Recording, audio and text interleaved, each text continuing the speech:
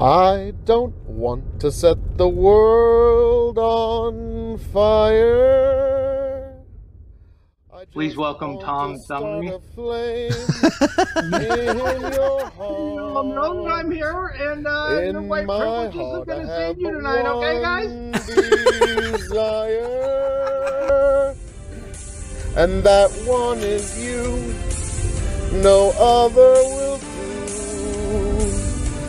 I've lost all ambition for worldly acclaim. Any government is to monopolize as much violence as possible in order for it to inflict it on as many citizens as possible. I've been on this weird anarchist arc for a few months now. This is playing by their rules, exactly how they are.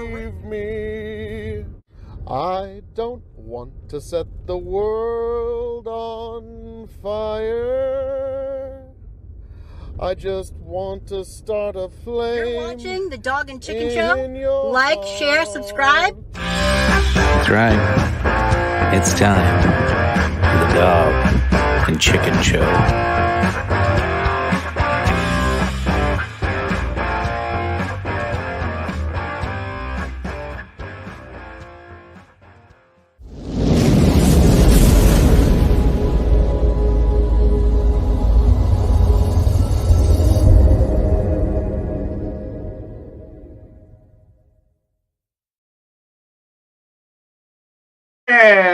Welcome back, ladies and gentlemen, to another episode of the Dog and Chicken Show. Tonight we are motherfucking live. Live? 3 weeks. Live, you say? Phil, Jen. I've been waiting 3 weeks. Well, folks, it is I, the man of the hour, the man with the power, the man that makes the other podcasts cower, and it is with a great chagrin that I now have to take a shot of gin. But, folks, we are here together finally on Big Buckin' Empire. Tony, Chicken, and everybody drink. Yep, everybody. At least I got to take a sip of rum first. A, B, C, D, E, F, G, H, I, J, K, L, M, N, O, P, Q, R, S, T, U, V, W, X, Y, and Z. On right now. Now I know my ABCs. Next time, won't you sing with Daddy? Thank you, buddy.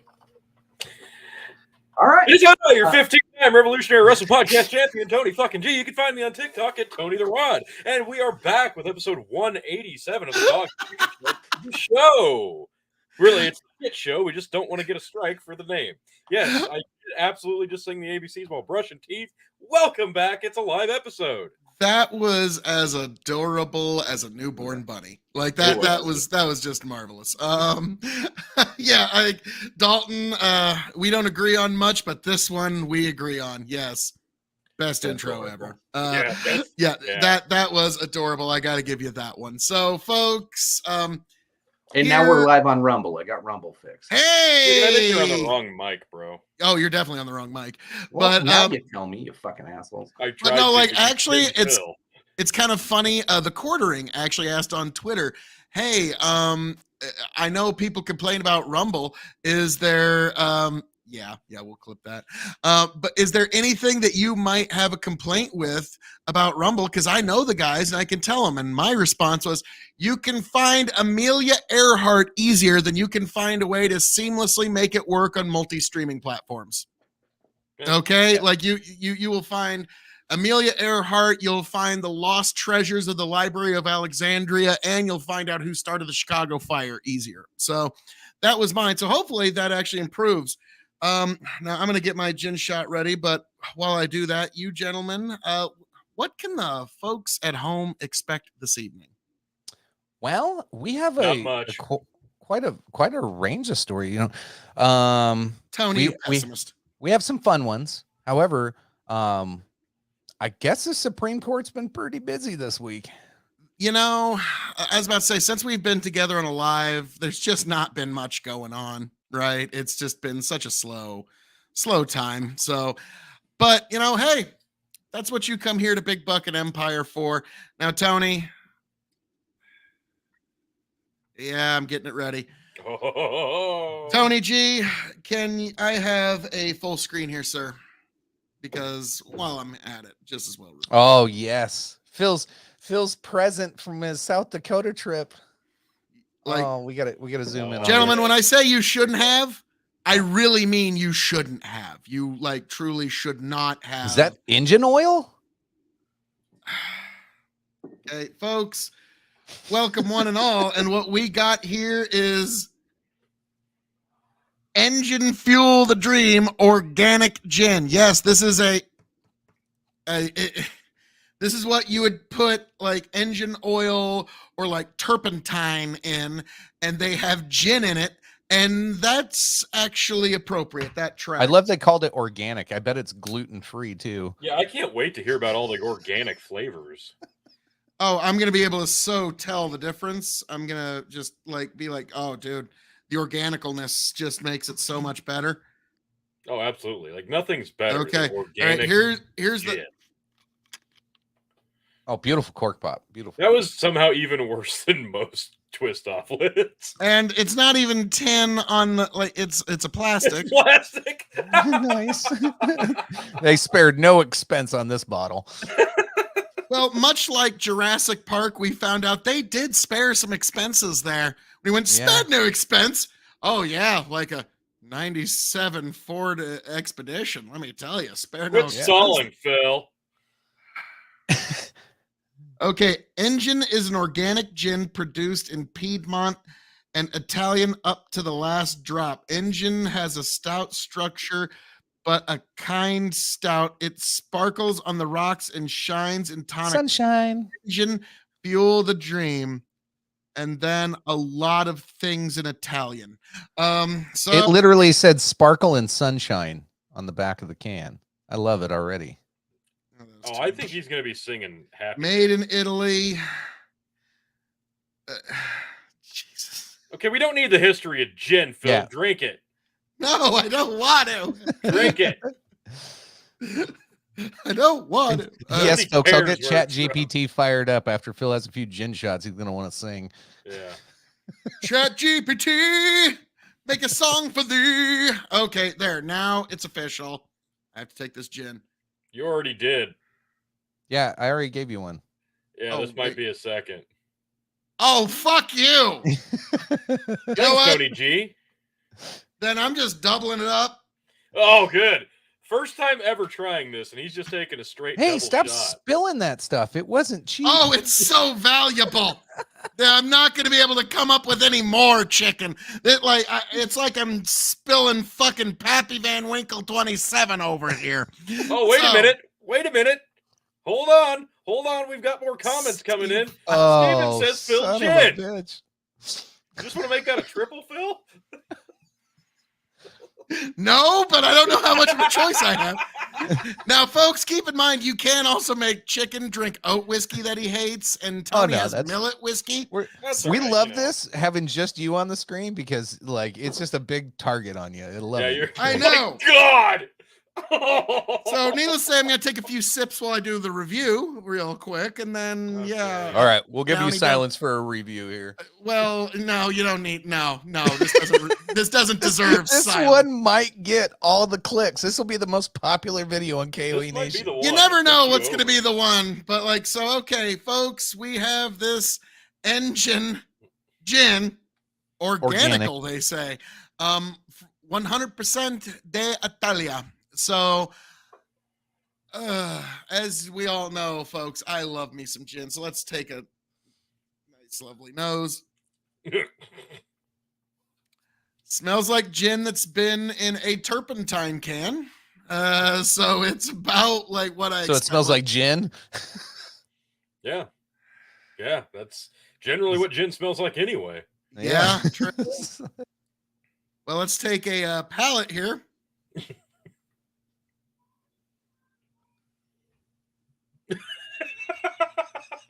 Yeah. How does that organic taste? Okay, you know how gin generally has a battery acid flavor? Yeah, very, very much. I've never tasted old battery acid before. but somehow the battery acid is old. So what you're saying Like- is it's aged to perfection. It gives me like this impression of like brown, like is the immediate color that comes to mind when I drink it. Yet it's so clear. So yes, when I drink it, it immediately makes me think of the color of your poop, ladies and gentlemen. Interesting. Does it taste organic? Oh yeah, definitely. I can taste the organic in it, the bug damage that they have to conceal. So, yes, I definitely can. And folks, I've raised organic grain, so I have a right to say that. Not all organic grain, just some of it. But on a 5-star scale as a gin, 3.75, not bad. Wow. As a clear spirit, 1 star. Okay. No, I will never seek this again. Okay. And Tony, chicken. You won't have to. Not got a your big back. fan of you Yeah. gents Yeah. right now, but oh god, this is gonna be bad. To fighting, stealing, and drinking. If you're gonna fight, may it be for a friend. If you're gonna steal, may it be a lover's heart. And if you're gonna drink, by God, I hope it's with me. Triple shot of gin.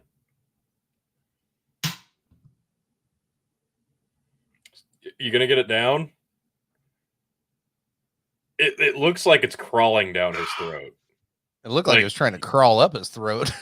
No, that's now. It looks like it was like army crawling down his throat. That was painful to watch. That was hot. Oh, it was I've painful to turned watch. on. That was the best 11-minute intro ever. Hey, Trigger. Oh God.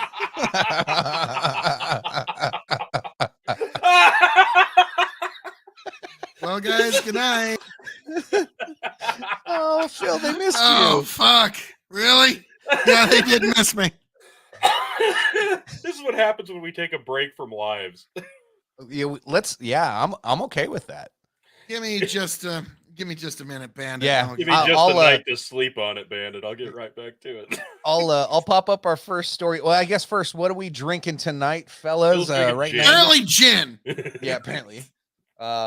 I'm tapping off one of the newer bottles of Bowman Brothers Ooh. small batch just to kind of mix and play around with tonight. I haven't decided yet, but I'm going to probably jump into one of my Maker's Mark Private Select whatever stay profile bottles or whatever those are. I'm just going to randomly grab one and start sipping on that later. And of course, I do have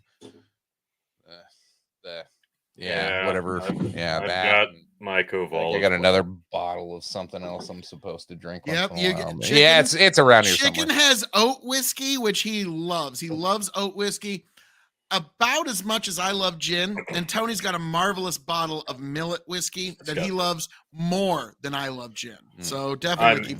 I'm enjoying some Bushmills Red Bush right now because it's very nice to drink. Not very much unlike Koval millet whiskey, which is terrible. So yeah, don't really want to drink that at all. I think you should just give all the shots to Phil. He's enjoying his gin immensely. You can tell by the joy on his face and the pain in his heart that he's not drinking more of it right now. Like Now, what I'm give this guy what he- trying to drink tonight is Ron Zacapa 23 years Sistema Solera Guatemalan rum. Now, guys, as we all know, everybody gets in the best of moods when they mix rum and gin. Yeah, you know? Yeah. No. No. So it's like, well, no, like if you guys ever seen Peaky Blinders, Alfie Solomon at one point goes, well, you got to understand, rum, it brings violence out of men, but gin brings a general feeling of melancholy. So, so we'll see how Do you feel melancholy, Phil? Do you feel melancholy? You know, no, I'm not red wine drunk. Like that's red wine. Like, because like 3 glasses of red. Like I'll never forget. It was a great joke. It's like I had an ex-girlfriend who introduced me to red wine, and red wine introduced me to crying for no reason. And so it's like, yeah, you have a couple. I thought you were going to say I had an ex-girlfriend that introduced me to red wine, and red wine introduced me to her sister. Hey. Hey. That's No, a way better story. Oh yeah, don't get me wrong. It's always a better story when it ends that way. But the minute you start that, you're on borrowed time. Yep. Yeah. Yeah, it's like okay. When do sisters ever talk? Yeah. Thank you for that, chicken. Yeah, like I didn't realize my camera was mirrored, and I was like, "Why does everything feel so weird?" Well, it felt like you weren't looking at me. Well, mostly Yeah, because now you're I'm looking weird. at you. Yeah. Well, all right. Thanks, Phil. All right, we'll get into our first story. You We got asked. a surpriser for you guys. Oh yeah, hang on. I got the shot poured for Bandit. Yep. Let me zoom in here. You don't have to say anything at this point, Phil. Just At this point, Bandit is starting to like you.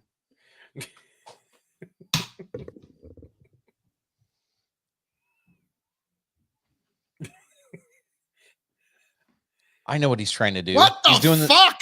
That's what my tongue is screaming. What the fuck is this? Like, whoa. I thought he was doing the Napoleon Dynamite. Yeah. Like, no, I'm just like, my tongue's like wanting to scream, what the fuck? Why? Like, Fuck guys, you. you really outdid yourself with this gin. This is fucking terrible. Phil, I can't wait till you get back into this extra dry gin that you left here at my house. Well, you know, considering I still got 2 shots left in here and God knows how much in fucking here. Make an infinity gin bottle. Fuck you. Oh my god. How about fuck you? Now, like, I do think what's kind of funny is like within another year, like I'm gonna be the gang signs? Yeah. I know, like within a year, like I'm gonna be the most begrudging, unwilling authority on gin. Yeah. It's like You I don't already kind of fucking- are. I know, like I whether you fucking like hate it or gin. not. They keep making me drink it, so I can tell you a lot about it. It's Yeah, like it's terrible. There's not. He's a gonna good one become in the existence. face of like what's like London Dry. He's gonna call him up one day and be like, Phil, we want to put your face on our bottle. On the bottle. Literally on the bottle. son of- And then they'll be like, "You're not trans, are you?" You're not. Could well, you be? okay. Could you I was be? about to say it depends. Is that gonna be a deal breaker or not? Like, I'm convinced that there's a couple of people that will remain nameless that are just kind of going along with that just to try and get promotional deals. Oh No. wildly. I know. Now, Wildly guys, famous. we being from the Revolutionary Wrestling Podcast know a thing or two about, you know, sticking to your gimmick. Right. So Wouldn't know what you're I'm not talking gonna- about. I'm not going to name any names. I'm not going to name any names of any potential beer advertisers who might be doing such a thing. Right, so, right. but like No. just something to keep in mind, folks. You mean the Yep, new host of absolutely. Wheel of Fortune or the new letter to I saw that Babylon Bee. The Babylon Bee's been firing on all cylinders the last couple of days, folks. Yes. All right, we'll get into the first. Oh, story. that gin is getting on top of me too fast, Jens. Come on. That's what she said. What are you going to be getting on top of after a few more, big boy? Giggity. Giggity. Let me tell you shit about yourself. First story of the night: Michigan residents Fuck could be Michigan. charged. Yeah, I know, right? With a felony, face up to 5 years in prison, and get a $10,000 fine for using the wrong pronouns under unconstitutional new bill. The Michigan House has approved a hate speech bill, HB 4474, that would criminalize causing someone to feel threatened by words. The bill aims to replace the current Ethnic Intimidation Act and includes sexual orientation and gender identity or expression as protected classes. Offenders could face up to 5 years in prison or felony for the felony offense.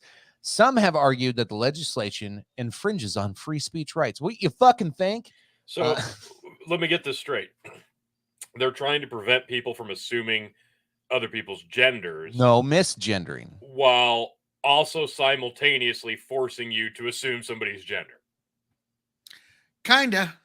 Yeah. Now, Yeah. like Yeah. Chicken, when we were talking about this a little earlier, it's like, okay, the minute, especially if this Supreme Court can see a challenge to this, it doesn't stand a chance. Yeah, And it yeah. should be a 9 zero opinion that, yeah, this law is unconstitutional. But you know, the same three who are on the wrong side of every fucking issue will be on the same side here. I So wanna Roberts, make he'll probably join him too. But I want to make it clear that this week I heard Joe Biden say that Russia invaded Iraq, and I just want to be twice. clear that Twice.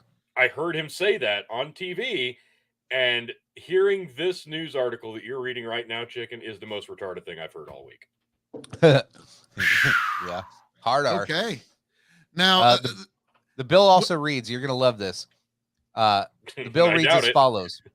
Intimidate means a willful course of conduct involving a repeated or continuing harassment of another individual that would cause a reasonable individual, which that's the funniest part. Like, we're What? supposed to pretend that any of these people are reasonable. Yeah. A reasonable individual to feel terrorized, frightened, threatened, and actually causes the victim to feel terrorized, my frightened, or God. threatened.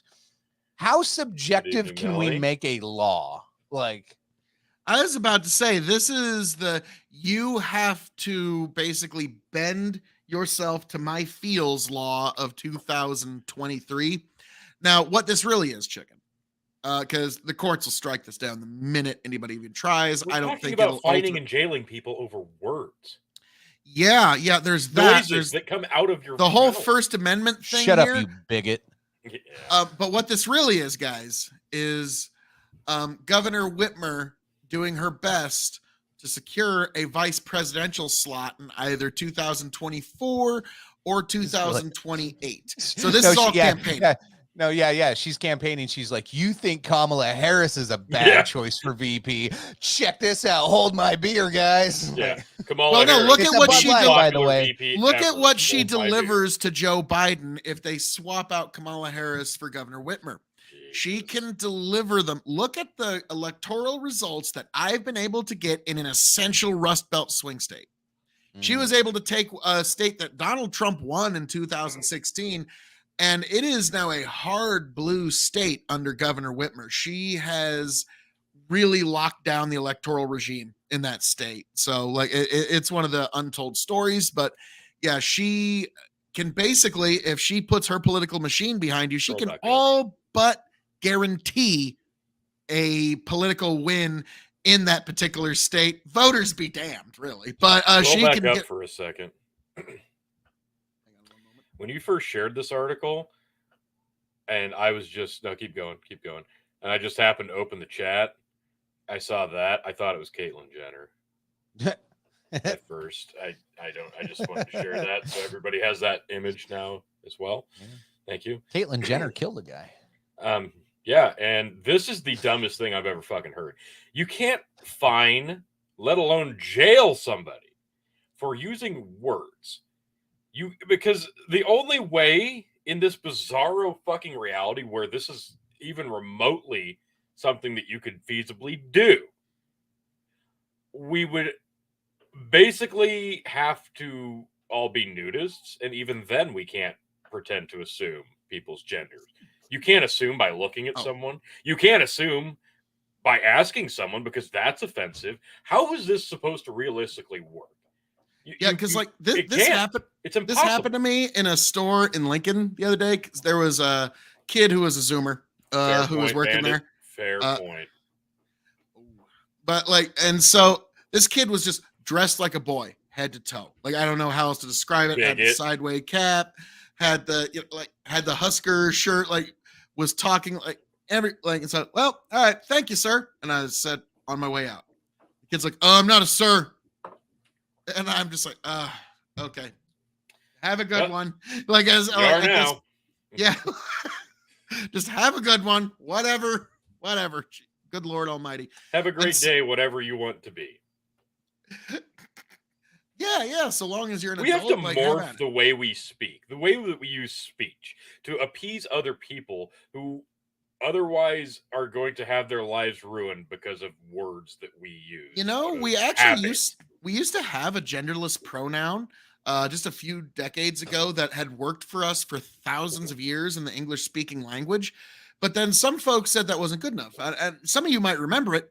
Man, through the history of man and all of mankind, throughout the history and of all the actions of man. And this one small step for man, one giant leap for mankind.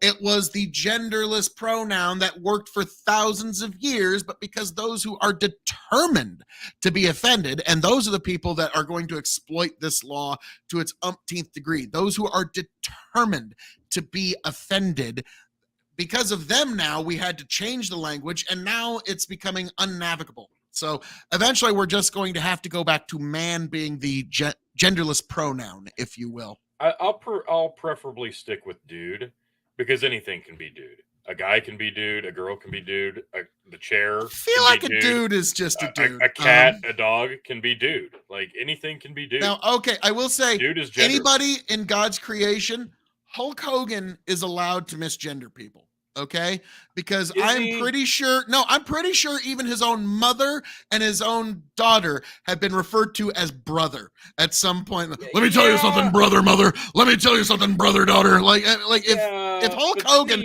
calls you brother, you just go with it. Let me tell you something, brother. I feel like he lost said privileges when it comes to terminology when he, the whole 2015 the Bubba the Love Sponge take. You can't say, yeah, but that one's kind of fucked up because he was being recorded in a private conversation when he was at one of the most depressed, down moments of his life. Now, let me ask you guys something. We've all known some folks who have been a little bit down on their luck, a little bit depressed, a little bit not in their best moment.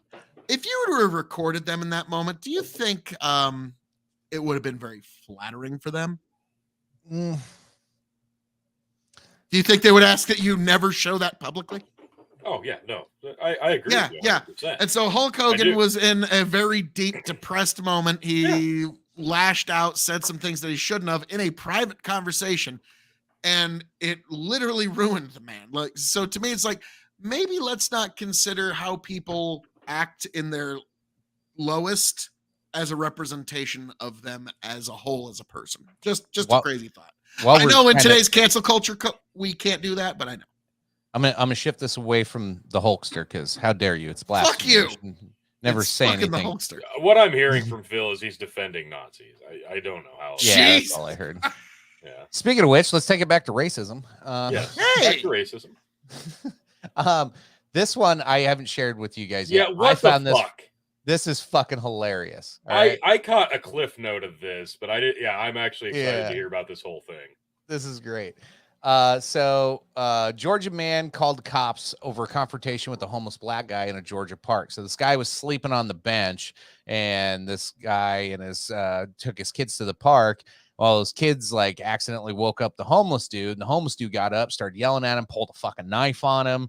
Like, so the guy calls the cops. He's like, dude, there's this like homeless dude's like threatening us with a knife and waving around and but shit. He's black. He's like, I got my kids here. So, I got video. All right. Here's the farm out goes. At least this wasn't in Alabama. Yeah, no shit. All right, here you go. I'll be with you in just 1 second. Can you hear it all right? Yep. Yeah. But still, it's like he pulled a knife. I wouldn't for you to fill out a statement for him. I don't want him arrested. I just want him to leave us alone. I know, but he had a weapon on him, and it was terrorist threats. Brandishing is not a crime with a knife. Brandishing is only a crime. Yeah, it is. Terrorist threats, though. No. This is the guy that called. He said die to me. Yeah. And had his knife out. Just wait. This gets all great. that was done. Yeah. Yeah, those are terroristic threats. That's not a good thing. Let me get a statement. I thought you were going to arrest him. I wouldn't call. I just wanted to leave us alone. I understand, but what the fuck did you think was going to happen when you called the police? I'm white and he's black. Oh, I think. Or he's homeless and I'm not. I don't want that. But did he do what he did? Wow. I wasn't thinking I did it because he's in whatever situation he's in. I just wanted to leave us alone. He's not very emotionally stable. I'm just gonna go ahead and say it. Did you hear what he said? That's how it all sounded. He's gonna think I'm doing this because I'm white and he's black. Did you hear that? Oh, for God's sake. Guy's sake. gonna think I did it because I'm white and he's black. That's they are now. I was about to say, like, they weren't, like, if they weren't before that, like Tony said, they are now. I mean, like, boy, that seems to be something kind of central before your mind there, sir. This is why when you see a guy in a man bun, you kind of look at him sideways, going, "Are you a bitch? Are you a bitch?" Oh, You when look I like a had bitch. when I had long hair, I refused to wear a man bun. Like that was the one line. Like, no, I'm not gonna have a fucking man bun. I refuse. And there was actually a guy in Florida that got arrested for cutting off like 20 some odd man buns. And when asked why, he said he was I love that he was guy. doing the Lord's work, and his mugshot, he's just smiling, laughing like you wouldn't believe. He supports gun control and cries during sex. It's good sex. Woo! Stop talking about me, Bandit. Yeah. But I No, Tony, you're not Tiberius D. Come on now. Tiberius does not support gun control. Kind of does. He supports red flag laws. So This guy is so cucked, he literally would get stabbed by a homeless hepatitis knife because he suffers from the mind virus. Wow, white guilt at its peak bad. Oh, Yes. no shit, right? I've often said white guilt is actually a mineable resource that you can like if you know how to actually Can I make money off utilize of it? Oh, yes, you Yes. can if you know what you're doing. Tell me what like- to do. Like, okay, like this is a rather extreme example, but there were people in the campaign, like I even heard this said back in 2008, like people who were wanting to vote for Barack Obama literally were doing it like they thought it absolved them of their white guilt voting for Barack Obama. I heard people say this shit. I know it's not everybody who voted for him, but it's not zero either. Like, I don't know what that number is. It's not 100%. It's not 0% either. So, I'm trying to. This guy had a family. That's actually at this point, after watching the full video clip, this guy actually reproduced. Like this guy. Yes. Yeah. Okay. All right. And his kids were threatened with a knife. Yeah. And that was his response. Right. Why are you arresting him? Like, I'm The sorry. guy Like, that he called the cops on that being guy arrested. that's a violent criminal thinks I'm gonna be a racist. Here's the deal. Like, I wouldn't give a fuck what that dude thought. I'd be like, yeah, lock his ass up. What the fuck you pulling a knife on a kid for? Fuck that guy. yeah. Like, and Like I get, feel bad because he's down on his luck. He's probably not a bad dude, but he pulled a knife on a kid. Like, fuck off. Now, You're in a also- I wouldn't even need to call the cops because he probably would have been incapacitated if I'm there Yes. with my kids. in a And video game. this In a video motherfucker game. pulls a knife. No, not in a video game. But yeah, in a True. video If a game. guy pulls a knife, you do what you like. Now, to me, like here at the KOE Nation on YouTube, TikTok, Twitch, and Twitter, which you should definitely check out. KOE Nation is now doing knife reviews as well, just because that's a fun thing. And so, like to me, my first thought is this guy didn't have a knife on him. Motherfucker. Like Tony's like, yep, I'm never above shameless self promotion. Sorry. Unbelievable. Has nothing to do with anything, but he's like, hey, we're doing knife reviews. Phil's 4 shots in. We're talking about a story about a dude calling the cops on a homeless guy with a knife. And it feels like, yeah, no, this is literally the perfect spot to show my knife reviews. Perfect place. This is the Perfect launch place pad for an for the new advertisement. reviews. Yeah. Jesus. And later on, white man who is afraid of being a racist calls cops on African American homeless man brandishing a Yeah, weapon. this is a Cries great time their- to promote KOE Nation. cries Like, their perfect he- time. to He's cops taking, and more. at least he didn't take a page out of Dana White's book, and right after he slapped his wife, launched slap boxing Yeah. or whatever the fuck that was. Yeah, no shit. Right? That was the most unfortunately timed anything in the history of ever. It was either the worst marketing ploy in history or the best. I haven't decided which. I don't know. Yeah. Like, I really think Dana White and his wife need to come to the table, the slap table, and just like finally just have it out. Oh my God, I Bandit! hope I, that's love how this. they end the season finale. Dana versus. Okay, White. Bandit says not all Obama voters have white guilt, but all people with white guilt voted for Obama. Yes, That's probably more accurate than it should that's. be. I love the reversal of that, like Trump racist thing. It's perfect. I love it. Bandit wants to know, can I review the knife that guy had? I'd have to find out what it has. It was actually, Phil. I'm getting word through my headset. It was an AR-15. Oh my God! Of course. It was an assault. No, it was What an else could it have been? 100-round clip. Yes. 100 rounds a second clipazine. Totally. Grow the farm. Wow. True. Man calls cops on homeless man, yielding weapon, and then cries to police officer arrests him. But first, here's Phil with a knife review. Hey, everybody! Hey. Like I know we're joking around about this, but like this is actually like it's a fucking sad reality, because this is like, I don't know. I've been doing a lot of thinking lately. I've been being on the road this week's met a lot of people. Again, like this isn't new for me, but like I was people watching like I've never people watched before, and I could not believe, one, people do not fucking discipline their kids at all anymore. Apparently, like they just do whatever the fuck they want. Yeah. And I felt so bad for people traveling today. Like everybody's heading out for the 4th, and I stop at this gas station. It's one of those like 200 miles till the next gas station. It's like big sign that says the last stop for 200 miles. Like you better fucking fill up when you stop here. So like it's packed full. Everybody's traveling. Oh my God. The weakest men, well, I don't even know if I want to call them men. The weakest of the weak are like roaming around like zombies. I don't know how many pink tank tops and poodles. Oh my God. It was just, it sounds like I'm disappointed in men. Okay. I'm disappointed in men in this country. Now, I had a cousin years ago who they had a little Bichon was the name of their dog. And when I saw it, I was like, that's a poodle. It's like, no, it's a Bichon. We spent like so many, like they spent a buku amount of money on this dog. Like, okay, grow the farm. Of course, you guys don't have 10,000 round clip AR cement chunks. You're only allowed to have 3 beating rocks. That should stop the aggressor, right? Nice. Yeah. Grow the farm up. Yeah, you just shoot somebody in the jugular vein with a boulder. Well, you think those are going to stop an F-16? Yeah. Yeah. That's an actual quote by your president. Well, I was about to say, it seems, Joe, that if you look at Afghanistan, you had people that, according to the CIA, their force is never above 10,000 people, armed with little more than rusty Kalashnikov rifles and improvised explosives and a couple of surplus Soviet surface-to-air missiles, were able to bring your military to a screeching, grinding halt eventually, Joe. So if 10,000 people with rusty Kalashnikov rifles could do that, like the idea that bandit people that are better armed couldn't do better. I mean, sorry, Joe. Why were you in San Francisco? Yeah, got to agree with Bandit. Why were you in San Francisco? Yeah. People watching. Because there's gays there. That's the joke. Hey.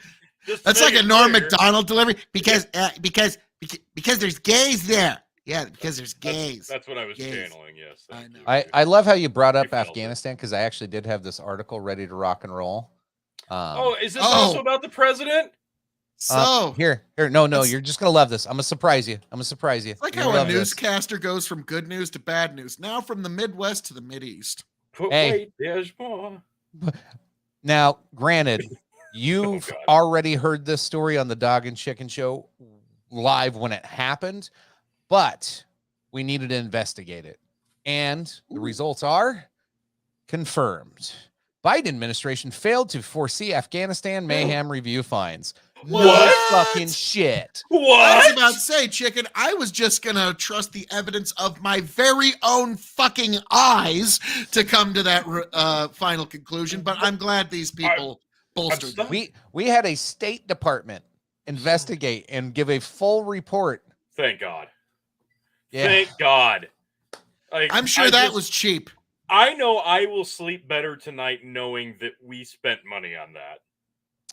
Yeah. Fuck. But now it's confirmed. We were right again.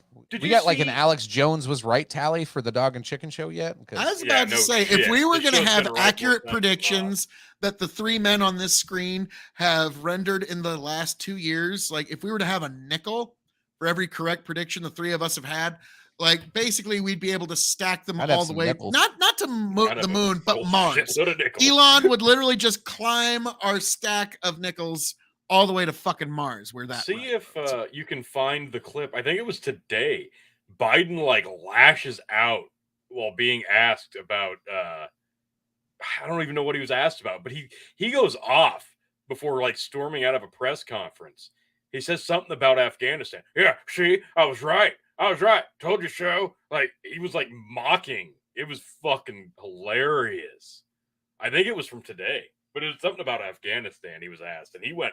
I did see one of the stories we'll get to later, but one of the Supreme Court decision on affirmative action. He walked out, and somebody asked him something about the justices, and they're like, "Is this some kind of court?" The reporter asked, and he goes, "Not a normal court." Like, Jesus Christ. Now, what? Like, we'll get to that here a little later because it's kind of fascinating to watch them. No, Phil does look thirsty. I saw he did that one weird walk-off interview with like NBC or whatever. Oh, yeah, no, that too. He just like got up and left. He just like they're like, "Oh, well, thank you so much for talking to us, Mr. President." To be frank, they didn't finish the outro, and he just gets up and awkwardly, robotically walks off, and they're like, "Oh, okay, now we're gonna go to a commercial." Okay, now this is just my personal opinion, but to be frank, for the last 2 years, it's fairly obvious to me that they've been putting the current occupant, the current steward of the Oval Office at the moment. Adderall is considered a brain performance enhancing drug that when you give it to somebody that's even suffering from a cognitive decline, dementia. This is allegedly, not to be considered as actual medical advice. Nice little cocktail of that and amphetamines, yeah. Well, not even that. Like, Adderall can actually kind of give you an hour or two of lucidity. Adderall is kind of what I've heard, anyways. Well, no, when you actually look at the formula and what it does and how, like, if properly prescribed, like literally, I've heard people describe it as a performance enhancer for the brain. So you actually do want your leaders on a brain performance enhancer, but with any as long as they're not a corpse to begin with. There's a diminishing returns. And especially with, I think we've gotten to the limit that medical science can push Joseph R. Biden in terms of competency. And I think, Phil, you got a comment. Hey, Tyler. Fuck you. Did I ever mention that? Tyler, I will let you pick. Do you want Snoop Dogg gin? I got 2 shots left. Or do you want this engine gin? I'll let you pick. Mix it. No, fuck you. Mix it. Did Steve Harvey give his this hour? Oh, yeah, he's got to wait 20 minutes. Yeah, you got to wait 20 minutes. But Chicken has to take Tony, check your buy me a coffee. You never know. Oh, God. Yeah, if that happens, let me know. Yeah. But so yes, Tyler, I'm gonna let you choose. Oh, he wants the Snoop gin. Feels like, thank God I get good gin. Yeah. God, my favorite, guys. The fact that we're to that point. Okay, actually, nope. That I kind of overpoured it, but that finishes off the Snoop gin. Oh, it's gone. Now. Yeah, okay. Hang on. It is an amphetamine. Okay. Give me. I thought it was. Sort of, but not exactly. Okay. Sipping on gin with no juice. Laid back with my mind on my money and my money on my mind.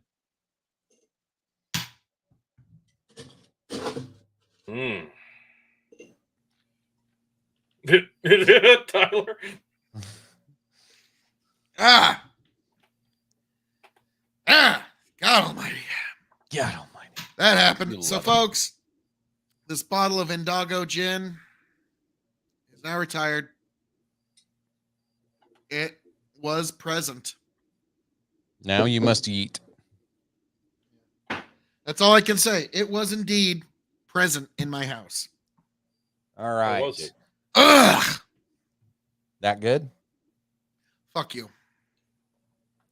That good, yeah. That's what I said. So we continue. It's like our communication is like right on par. Like I said, really good, and you're like, yeah, it was amazing. I was like, yeah, I totally get it. Before we get into Supreme Court, do we have updates? Like we had this, Phil, you've done a couple of streams on the whole Wagner situation. Like Wagner. Wagner. Like I've been paying attention to it. Should we just recap that real quick? Then I'm sure we'll hit shots right after that. And then we can get in Supreme Court stuff for the last hour. Okay. Because, yeah, I've had a couple of Twitter wars over Wagner just because it's kind of fascinating to watch. So what happened was, okay, allegedly, this is the story that the English-speaking world has been told, okay? Take it with a big fucking grain of salt because it's probably at least 60% lies because all war is won by deception. So keep that in mind. But the story that the English-speaking world has been told is that Shoigu, the head of the Russian military, he's one of Putin's main underlings, allegedly fired missiles on a location where Wagner troops were located. Now, for folks who don't know, Wagner is a PMC. They're not an official part of the Russian military. They're kind of like the Russian version of Blackwater, okay? Right. Wagner got their start actually as a catering business. They called him the Prigozhin guy, they call him Putin's chef, because not only was he able to secure food for banquets and stuff so that people knew they wouldn't get poisoned, he could also get food out to soldiers in the battlefield. Chicken needs some oat whiskey. Buy me a coffee. I'm looking. Damn it, Bandit. Thank you, Looking Bandit. now. You're a scholar and a gentleman, sir. So Oval or Bickering Bros? That's a tough one. I'll let you choose. No. Well, Bandit gets to choose that one. Either way. Yeah, it's not good, but I think Chicken loves the Bickering Bros more, actually. True. They all taste like fucking fried dog turds. Pretty much. But moving on with Wagner. Excuse me. After these missiles got launched, Prigozhin put a small contingency of his forces to march on Moscow. Now, some people are saying, what was the purpose of this? Apparently, Prigozhin was trying to get a hold of Putin directly, and he had lost direct contact. And so he felt this is the only way to get his attention. That's what's being reported. Regardless of what his intentions were, he still marched a force capable of lethal action well within Russia's borders with little to no resistance. That's not a good look. So allegedly, Bickering Bros for you. Yeah, I got some. Nice. Well I got done. Seller 626 as my my follow-up chaser here to burn whatever fucking awfulness I'm about to drink. Nice. So allegedly, it's just a big allegedly. Apparently, Prigozhin has a daughter that was living in Russia. That he. Oh, did you already take the shot, Chicken? Not yet. No, I'm just smelled it. That he's fairly close to, and there's rumors that she might have been brought into Russian custody during all of this, and that's why Prigozhin backed off. Now, before I get into the big punchline, Tony, give Chicken the full screen here. You don't get a toast for this one. 'Cause fuck you. God damn it. What is it? What's that one fat dude that like hurts himself all the time? Fuck this shit. Superhuman. Yeah. Just for all the chocolates. Whoop whoop, and I hope you like it. Fuck this shit. For the juggalos. Now, here's the thing. Oh God, that didn't help.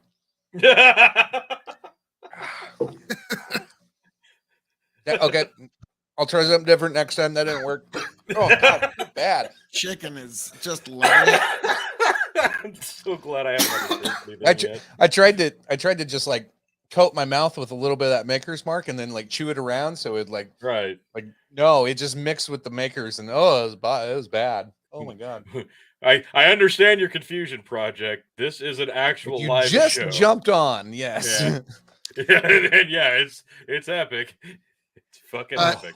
Now, Grow the Farm Up says, it's funny how wrong Western media was and has been on Ukraine since the great setting back coup that put Zelensky in power. It's even funnier how wrong Tuberculosis D was. He bought the CNN. Oh, I just like to nice. take credit for coining the term tuberculosis D. Well done, Yes, T. yeah. Well done. Well done. No, But like, he makes a good point though. At the former coup, we're like not allowed to even discuss that's even part of modern history, or that ties into this in any way, shape, or form, or that there was any NATO like expansion issues. Like we're just supposed to ignore that. Chicken, Because are you implying it takes two to tango? Bill, what Putin did was illegal. It was a legal entry of a country. I'm so sick of hearing that line. He illegally entered that country and attacked Ukraine. Like that's it.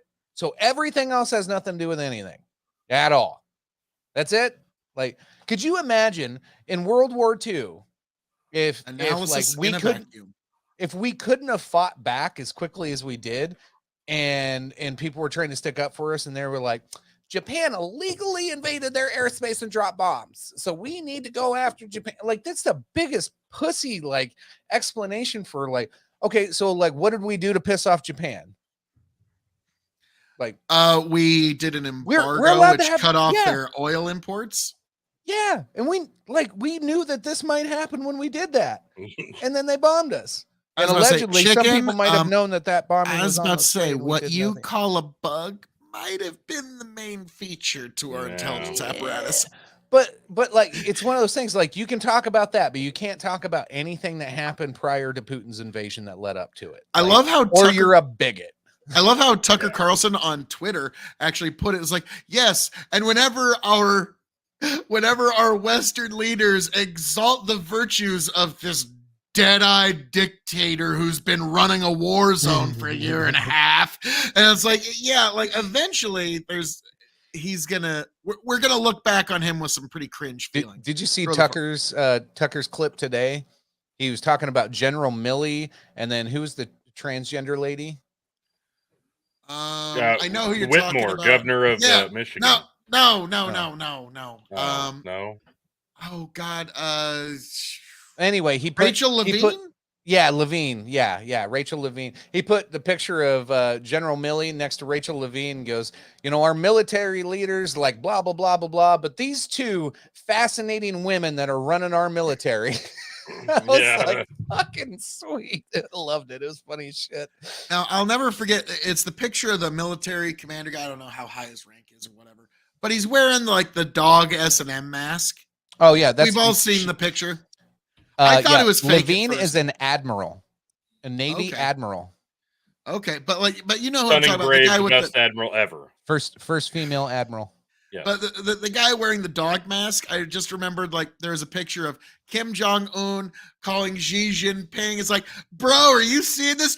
Fuck yeah, I'm seeing this. Hang on, I got another call coming in. I'm going to bring him into the group. And then it's Putin, bro. Like, so that they just can't believe that. So, Bandit, just about every president needs a reason to start a war. That's what I loved about Trump. He was the first president since Harding to not start a new war. I mean, fuck. Why God start bless a him. new war when you have so many that you've already dipped your toes into? Now, it's kind of funny. Like, it's the meme of like people living paycheck to paycheck, landlords living month to month. Not too far off, project. Yeah. Bankers living interest rate to interest rate, and then it shows governments living war to war. Like, it's literally payday for the governments. Well, and that's the thing. Yeah. It almost at this point, it would be even more refreshing if a president flat out just came out to a podium and said, so, economy's in the shitter. My approval ratings in the tank. I'm going to start a war. Sounds good. We'll make some money. Let's do this. Like, if they're just honest about it, they'd probably win over some people. Like, you know what? I like this guy's honesty. He's got some good gab there. He's definitely got my vote. Oh, Tony, actually, here we go. This would be the one that would do it, because we've seen how much it costs to buy people in our current nation with how bad the economy is. So it'd be like, well, you know what? We're gonna send out, because everybody's gonna be put upon by this war. We're going to send everybody a $1,400 check for going to war. Suddenly, you're going to have like 70% of the fucking Bandit says it's kind of sad that high water mark is no new wars. Bandit, yes, you're correct, but every single one of them seems to like to start a new one. It's like that one of the greatest movies ever made, comedies anyways, which is so unfortunate who made it. Canadian Bacon. Where you got Rip Torn you got Alan Alda going, I mean, come on. Why am I not more popular as a president? I haven't even started any wars. And Rip Torn goes, that's part of the reason, sir. You have yet to lead our boys into battle. Exactly. Like, yep. Great. That was a great scene. I want to back up one comment here. Project says the most important topic for 2024 election is indoctrination of our children. The problem I have with this has been a battle since the founding of our country. Really, it is. It's continued on of like everybody always fighting to get the next generation on their side. The problem is Republicans are just now paying attention to, oh shit, we're 30 years behind indoctrinating children. We let the Pledge of Allegiance get out of school. We let God get out of school. And then we stopped like investing into colleges, schools, and they just, instead of like trying to insert themselves into this very important topic. If you want now they're trying to insert themselves into. Sorry. Oh, it's too late. It's too late. You got two fucking generations of kids that, like, if it's the left wing indoctrination that you are up against, too late. You fucking lost that battle. Now you have to fight uphill to get that one going. Now, if you're on the other side, if you're a Democrat, you're like, fuck yeah, I got two generations coming in strong. They're about ready to start voting. I'm fucking good to go. Like, it's so weird. And instead, we all brainwash our kids. Fucking every goddamn one of us do. That's our raising job. a child. That's that's how you raise like children. You really want to look at it. It's like, hey, I teach my kid to like, hey, like, I want you to do this, this, and this, and be good and be kind, do all these good things. I want you to do things respectfully and blah, blah, blah. But if some motherfucker gets out of line and smacks you, you smack them back.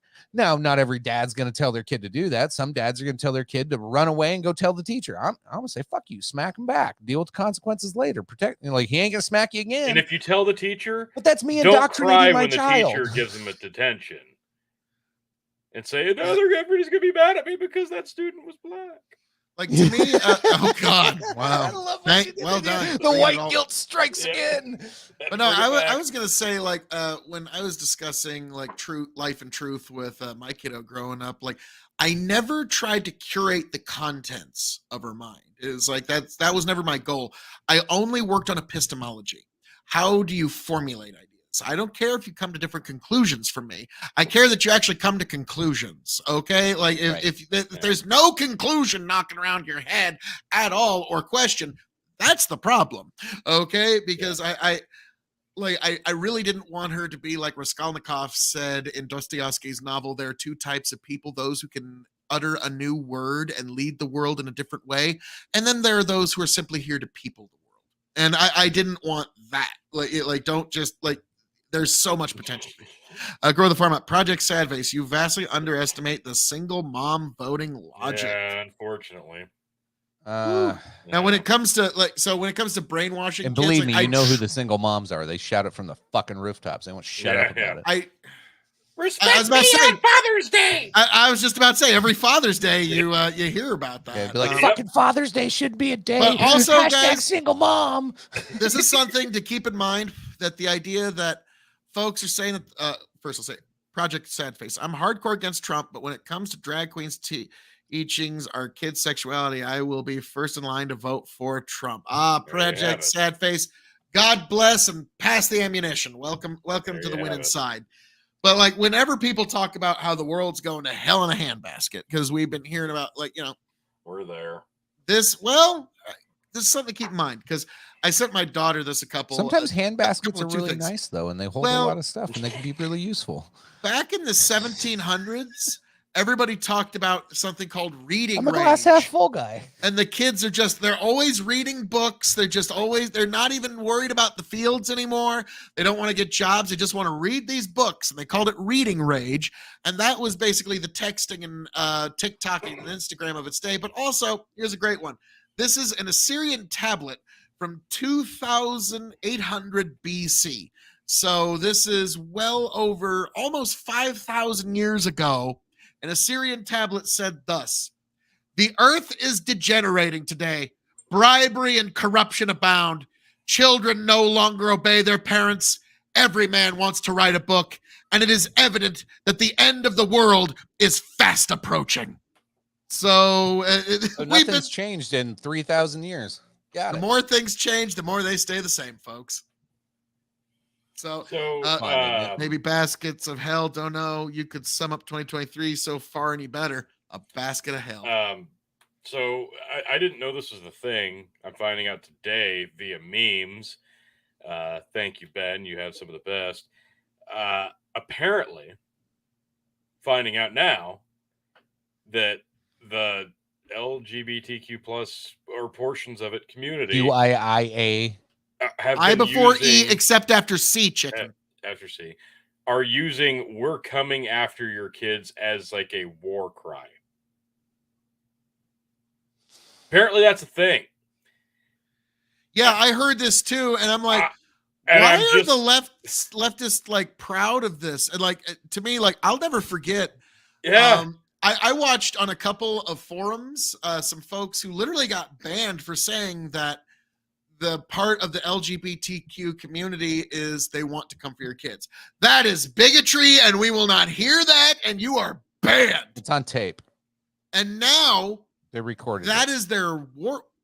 That's their war cry, their rallying cry. Yeah, I I'm remember a couple of memes real quick. I'll never forget Jon Stewart years ago. Well, hang on, just give me a few seconds here. Jon Stewart on the Daily Show years ago. Now, this is back like we were all teenagers. Okay, so that's how long ago this was. But Jon Stewart had this Christian pastor on talking about how, and John was adding the laugh track to make this person seem absurd when he was saying, well, you see, people who are lesbian or gay, because we didn't have LGBT like as the label, but so basically at the time, but basically what he was getting at is LGBTQ people, they can't reproduce certainly to the same rates that heterosexual folks do. And so what they can't make in creation, they have to make up for in conversion. It's kind of like religions like Islam and some sects of Mormonism that allow polygamy. It's kind of the opposite of that. What they can't make in conversion, they can make up for in creation. And so it's kind of the opposite end of that. And they made it seem absurd that like, well, this guy's like, so yes, they are coming for your kids. And there was a big laugh track to that. No, how absurd. This Christian pastor saying that the LGBTQ community wants to come for your kids. That's never going to happen. And now we're so far down the slippery slope, folks, that we're literally to the point where they're openly proclaiming they want to come for your children. Okay, folks? Not reproduction, it's recruiting. Yeah, exactly. So this week I had a lot of travel time, and I haven't talked about this in a while, but like I was going back and listening to like podcasts with lefties debating with righties this last couple weeks, and like I just wanted to like ground myself on like where in the fuck is everything, because I don't know, the last few weeks I've just been like, all of this sounds so stupid, none of this sounds like it matters anymore. Like it just sounds like fear porn and hatred and like dunking on each other over dumb stuff that really doesn't matter. Meanwhile, there's a war in Ukraine, and like we're spending our fucking military, you know, can only account for 40% of the funds that they were given over the last fucking how many decades. Like, you know, just a few $1 trillion missing, you know, in war funds. Fucking who knows where that is. Nobody's talking about that. Instead, we're talking about, you know, pocket. We're talking about fucking tucking dicks and swimming in a pool and went like, I'm like, God damn it. This, like, to me, this is so, oh, God damn it. All right. Let me know what you want me to take a shot of. I got oat whiskeys. I got all kinds of bourbons. Easy tonight. Anyway, hold on. I'm not fucking done, Phil. So Jonathan Haidt's book, The Righteous Mind. If you haven't read it, or get it on tape, whatever, Righteous Mind, Jonathan Haidt. He really breaks it down really good in the book. And basically what he comes up to is like people that are like libertarian or conservative typically will have like 5 to 7 different like archetypes of how they make decisions. You know, they take logic into it, and they all these different like principles and things when they're doing a thought process. The left when you look at liberals and anybody on the left, typically only care about one thing: fairness or care, depending on how. Well, yeah, power's a different. It wasn't included in this whole thing. That would have been my answer to that. Yeah. They only Anyway, care about power. so when you look at it, and every time there's this argument where we sit here and we go, this makes no fucking sense. Why would they argue for that? This sounds so silly. This sounds so stupid. Now, the way I changed my mindset is every time they think about something. I was listening to Kyle Kalinske on Patrick Bet David's fucking podcast. You can and be Kyle forgiven. Kyle Kalinski's sitting there and he's talking about how everybody needs to start at an equal playing field. And they go, well, hey man, like what if I work really hard, get a lot of money, and then my kid inherits it, and then some other guy fucks off his whole life and doesn't give his kid anything? Like, why the fuck should my kid have to lose all of that because I worked hard for it and this other guy didn't, just so they can have like this? Like, he didn't understand the concept that, oh, you have to strip away from other people to make that work. Like, you can't just level that out. That's not how this goes. So Kyle did not understand. The government just has infinite money that it can, like. Oh no, he was advocating for the government to take 99. He was advocating for, when you die, the government takes 99% of your wealth and distributes it out to help everybody else. Which I recall one of the reasons that there was varying trying to get to a revolutions point in England was because of inheritance taxes like that. But continue, sir. No, they're already bad. The taxes are just crazy. Well, yeah. Anyway, so like the way I pictured this is Kyle Kalinske sees like everybody who comes up in a poor like life and just can't like get a leg up. He pictures all of these as like newborn babies. Just like if we see a newborn baby, we're like, oh fuck, we got to protect that. We got to take care of it. Now, the way we protect a newborn baby is we nurture it and we make sure it can survive. We teach it how to walk, and when it sticks its fucking finger in a light socket, you go, he's only going to do that once. Like, that's how we like raise children. Now, Kyle never lets go of that child forever. And he never wants to let go of it. And he's eventually pulling out his nipple. And then, that child's like 35 years old sucking on his nipple.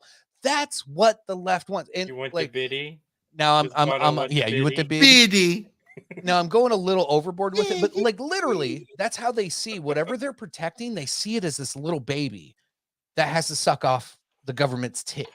Like that is really, really what they want all the time. Especially and they have it defies all logic, all reason, and any outcome. It makes no fucking sense. And they can't argue it logically. They'll just use a bunch of words and backtrack and jump back and forth. It's so blatantly easy to see that it's like, oh, you just care about the fairness and care. Like that's it. It's, oh, I'm caring and I'm fair, but you don't give a fuck about anything else. That's literally all of these arguments ever are. So I don't know. Again, I'm never going to go on a Twitch panel because like I just reevaluated all of that. And I'm like, all of those people, they all just care about something that's fucking stupid. Well, I mean, to sort of tie into what's and then they're gonna straw man that and they'll be like, oh, you say that this is stupid? Well, yeah, kind of. Like, yeah, because it's fucking I'm saying you're stupid, but like the thing you care about is kind of stupid too. But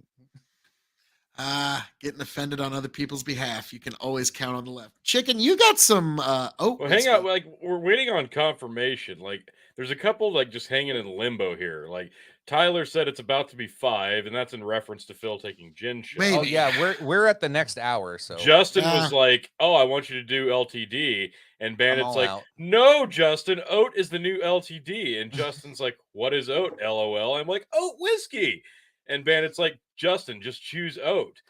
And he says, "We wouldn't steer you wrong, or wrong." And then Steven said, "Phil gin." And Steven, then Grow the Farm Up said PBD has some good episodes in the last 6 months. And then Steven says, changing my choice. Oh, thank you, Steven. Anyway, Justin, Steven! I have really gross oat whiskey. If you're like doing the LTD, this is fucking probably worse than LTD at this point. Or I really have some beautiful Maker's Mark. Like, no. And Tyler coming in hot. Phil gin. There it is. There it is.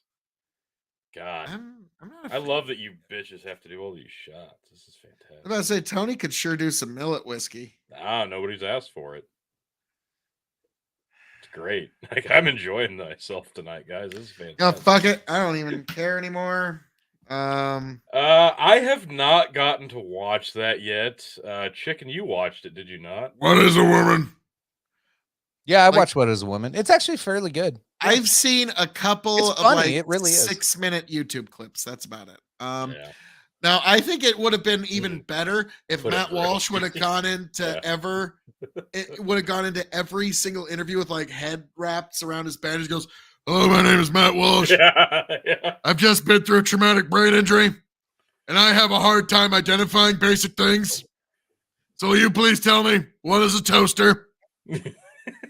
All right, What is a I'll just cat? do- And what is a woman?" I don't have any LTD left. Unless you want me to do Canadian Springs, I'll do Canadian Springs. No, instead no, of this. you need to do that. Oh, yeah, let Justin make that call. Justin gets to make that Tell call. Tony, give me the screen because I got my double. All right. Fuck it.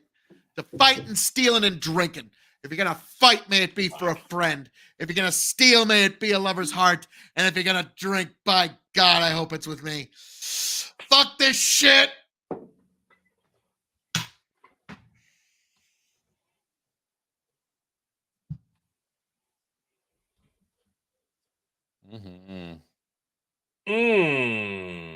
Sexy time. Phil might puke tonight. He might. He just might. He's drinking gin out of a tin can. Ah! God, that's fucking bad.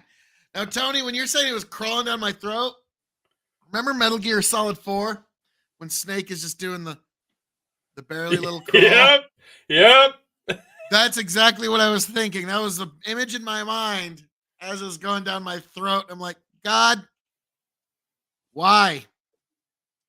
Why? Yummy.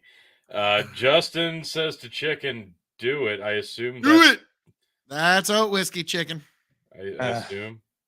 Or no, I was talking about Canadian Springs. That's what I'm saying. Yeah. You already poured it though, like Bandit said, so you got to pay. No, I didn't. Justin, tell him he needs to drink oat whiskey. Matt Walsh, Oh my dresses God. like 1998 Wranglers commercials. True. Wow. Justin, we finally got rain. It was slow at work. I so don't bam, yeah, fucking A. I'm gonna be honest with you. If you were to tell me that Matt Walsh doesn't have a bunch of Eddie Bauer flannels in his closet, I would not believe you. Like, no, fuck you. He's that's all his entire wardrobe. He wants a Eddie Canadian. Bauer's. He wants the Canadian Chicken. You get off easy. I don't think that's easy. Compared to oat Better whiskey, than it is. that shit. Is it? Thank you, Justin. Is I it was gonna better? say some night like chickens, two people are just gonna both say do oat whiskey back to back. You just as well do the You impromptu. shut your whore mouth. You just as well do the impromptu oat whiskey tournament right then and there when they do it. No, this sounds terrible. Everything Phil says tonight sounds terrible. To life's grand adventure. Let's raise our glass, embracing the moments, both present and past. May we find courage in the face of strife. Cheers to a life well lived, filled with love and light. And less gin. God. Yeah, no, fuck, goddamn, that's still bad too. Yeah, I was gonna say, it's not better. Oh, Here, you want me to give you a palate cleanser, Chicken? Here's a palate cleanser. at least the palate. Look who's in the comments! We got a man in the back. Hey there, Oh. chicken. Chicken, you. Oh, sorry. Hold on. Oh, at least the palate cleanser works a little bit better on that one. Oh my God. I switched back the screens to that. Real quick, hang on. Bandit, is this Tony, did you totally skip my comment? No, I'm getting there. New hour, and I did buy me a coffee, chicken oat. Oh fuck. But I got to check that again. Like, is that more that you sent in to buy me a coffee? Because I'll have to check. Well, Because all the that first was one happening. written here is chicken oat. So if there's not enough to Some cover everything, asshole said Tony Millett. I've got it poured. It's ready to go. But I guess I'll get Tony one was bragging about too. how easy he's got it tonight. I'm like, fuck you, dick. We all I'm three gotta actually drink some more- shit. I'm more concerned with how this comment here, Project Sad Face. I bet Matt Walsh smells like Stetson, like Tony did. How does Project know? You what look col- like you smell like Stetson. I literally like Stetson Black is my cologne of choice. Like I'm a little Well concerned done. that Project knows what my cologne smells like. All right. Oh, and fuck, Bandit says yes. There's more. I'll go check that in a second. I've got my awful millet. Literally, this is. It's like you love drinking it, see? the Razor blade. extract of Milo, and no, that sounds as awful as it was just described. Ugh. Oh God. Oh, Damn it! I got this oat whiskey on my. it just tastes sad. Oh, thank God No, it's not a it high tastes proof. like sadness. It is sadness. Like me drinking it is sadness. If Oh, you're to, it's like- fucking horrible. Like, I'll never forget there was a pretty Oh, funny cartoon about all the it's things worse. that Russians could distill vodka out of. Fuck. And it showed potato, grain, a chair, and then a lady just holding up a bottle to her eyes and crying into it, and they could make vodka out of sadness. And so that whiskey there has been made. I look like Western Edge, Tony. They should give you royalty. Actually, that's where I bought this hat like 15 years ago. Somehow it's still holding up. I don't know how. Bandit, yes, he did send another 5. What is that 5 for? You Chicken oat and one for Yeah. the 5 is for one of us and his hour is for the other. okay, my- so there you have I it. got my oat ready. I'm just gonna do this. Chicken. Fuck it.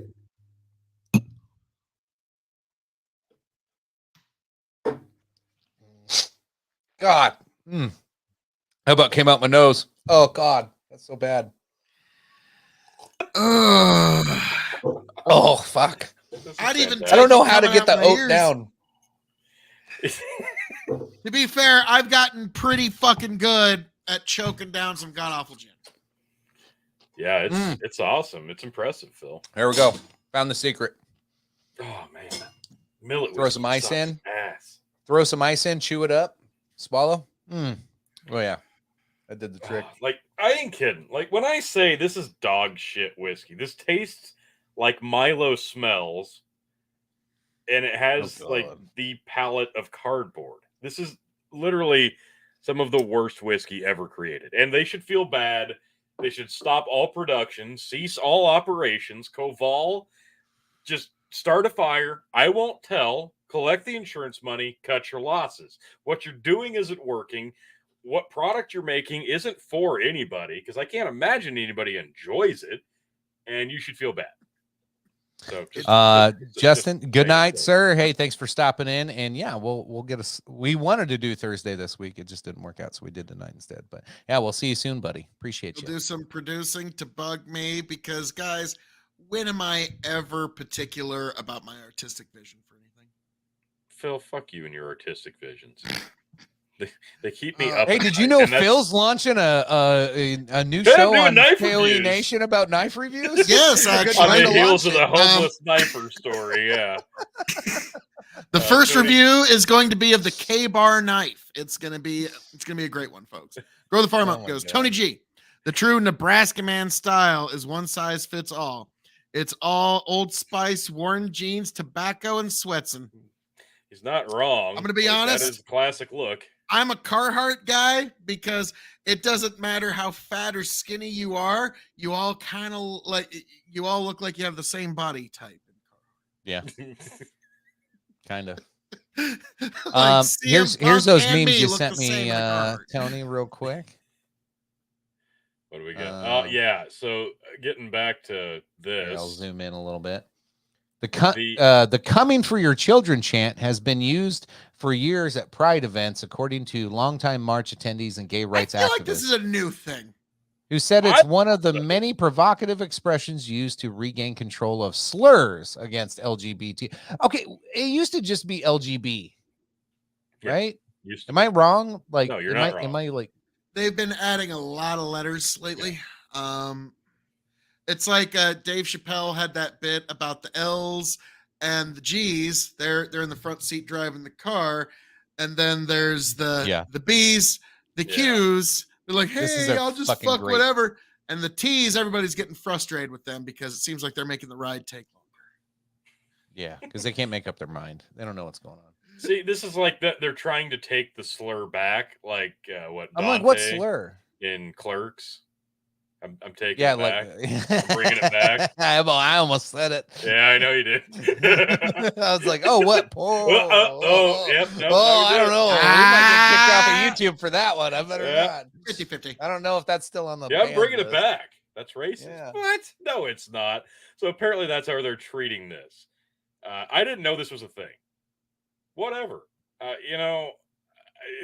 It's a really weird hill to die on. I don't get it. I do not get it. Yeah. Well, it's I was about to outrage. say, like, it's one of those. Boy, you how many galvanize the other side? Real quick, I'm going to bring it back to earlier. How many in that crowd do you think are single moms?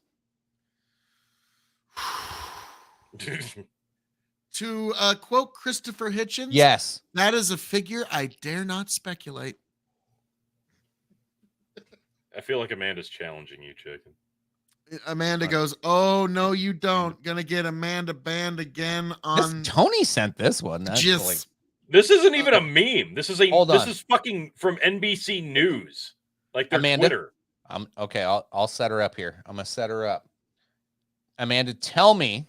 Oh God, that it is acceptable. No, don't. For a gay pride event that has children on the side of the street to have a grown man in his 50s wearing nothing but little tidy whities and his old long balls that probably fall in the toilet to just be like twerking in front of kids. Oh. This is a video that is real that just came out. Now I get it. It's not all pride events. It was this one thing.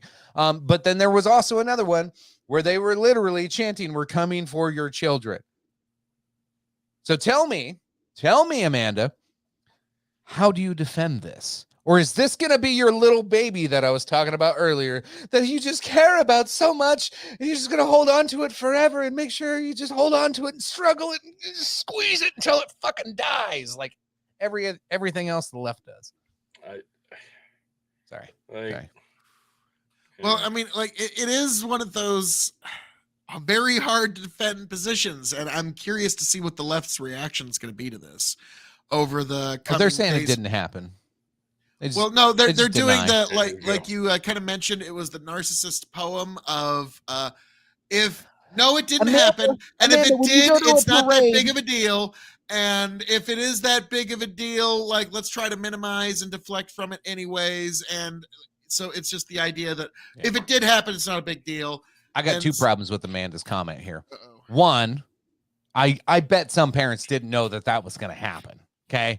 Like nobody puts a poster up and says, "Hey, we're gonna have some old dude fucking twerking with his big balls." Like that's you don't not get a on big the poster. turnout that way. They don't advertise that as one of the floats. Okay, like that's not like, "Hey guys, oh my God, they're gonna have this cool like Mickey float, and there's gonna be one of like some there's gonna be a blowjob one, and some old dude swinging his balls around like that." They're not advertising that, so people didn't know that was gonna happen. Two, let's go back to that comment real quick.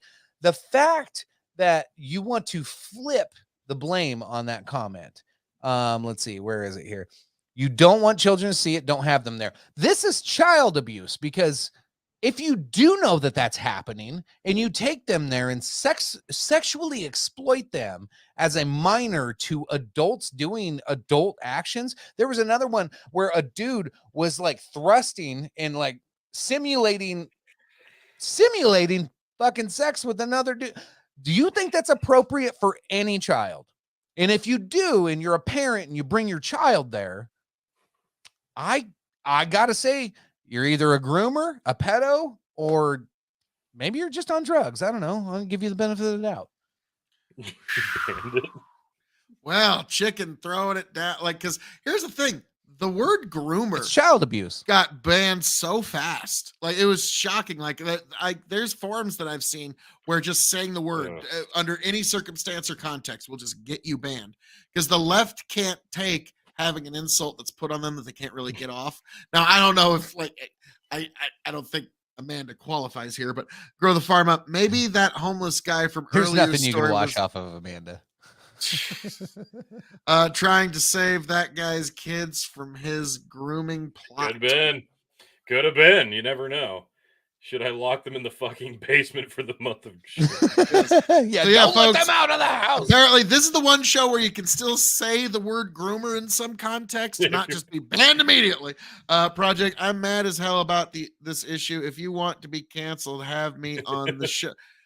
Woo! Okay, and Amanda I think I pushed that boundary enough so far. I was in Kansas City during the Naked Run. Didn't know it was going to happen, but if my kids were there, I would let them know this is an expression of their beliefs. That's different. A naked run, like a naked body, that's pretty different than descriptive. sexual acts, like sexual fucking pornographic acts is different than a naked run. Like I also feel like the word here, naked run is pretty self-explanatory as to I was about to say you're naked and you're running. Like Michelangelo's The Birth of Man is not pornography.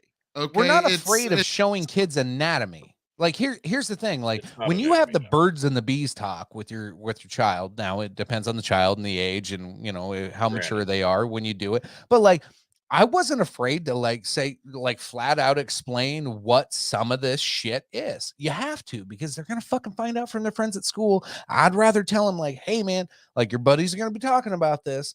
This is what it really means. Like you kind of go through that, but you don't fucking like you don't whip your cock out. Like you know what I mean? Like you don't demonstrate this shit. You describe it. And then you can show pictures of anatomy. And that's about as far as you go with it. Like, this is not an uncommon thing for fucking parents to do with their children. However, going to a place where they're explicitly trying to show you sexual actions in front of young children from ages, God knows, in a stroller to fucking, adolescence. No, I'm going to draw a line there and say, no, that's not cool. Now, if you want to go on a naked run, I know what that is. And if my kid wants to go and we want to watch some titties flop and some dick swinging, hey, more power to you. Probably not taking know my what that kids is. to the Naked Run because it's called the Naked Run. Right. Now, Chicken, Tony, are you guys implying that young, impressionable children might be impressionable? Yeah, it's kind of in the saying. I think it's in the name. Impressionable. Yeah, I weird. feel like you guys should write a book about that. It seems like we're breaking new ground here. Bandit, grow the farm up. That's a better plot twist than M. Night Shyamalan. And guess what? You were still in the simulation the whole time. Yeah, bourbon does make things better. I've proven that tonight. All right, Truce. Love the shirt, Chicken. Let me make you an old fashioned or Manhattan anytime we can talk. Anytime. Oh, nice. Damn, an old fashioned. That wasn't a truce. That was her saying, "Oh shit, Chicken's right on this one." That's what that was. That's what that was. Oh, just say it. Wow. Just say it, sweetheart. We all know what you meant. Chicken's right. We all know what you meant. Oh, grow the farm up. Everyone's got floppy balls and stuff. We all know it. Please don't swing your gayness in my face. Seems reasonable. You can run past my naked. I'll be fine. If you stop and twerk naked, no. Like, you know what? Okay. No. LGBT, and especially I'm talking to the G's and the B's right now. This is a pretty good deal. Just don't shake your cock at the general fucking public. That's a pretty good fucking deal. Okay, I think you should cash your chips and go to the pay window with that one. Okay, like come on, no, just don't shake your pockets, folks, and we'll be fine. We're fine with the naked run. Like if I get a naked if I see a sign that says naked run, I might just be interested myself in going. But if I see a naked helicopter run, I know what I'm about to see. So like I agree with the title. Just make the title be like, hey, we're gonna do gay sex on a parade. Like call it gay sex parade. Now, this is why Grow the Farm Up is going to be an integral member of the administration of Extreme. He's a deal maker. He can bridge those gaps. Like These are got the kind to of the treaties. Supreme Court yet. Jesus. No. Oh my God. I was about to say. Did you see the second meme I sent? It was a follow up to the NBC News. Yeah, we just haven't. It wasn't even a meme. Like that still wasn't on even a the meme. gay shit. It was just a fucking screen grab of like Twitter. That's the sad All right, part. The meme sums up everybody's thoughts on that breaking story. All right. Here. So to recap, this was the NBC meme report. News. No! Jesus, don't go to your Facebook. I know you don't want to see what's on there. Yeah, that could get hairy real quick. I mean it. It said, now that is a rainbow farting month over with. Let's celebrate good old American Patriot Pride. July vacation starts now. Jesus Christ. Like we are firing on all cylinders tonight, folks. Like we were worried.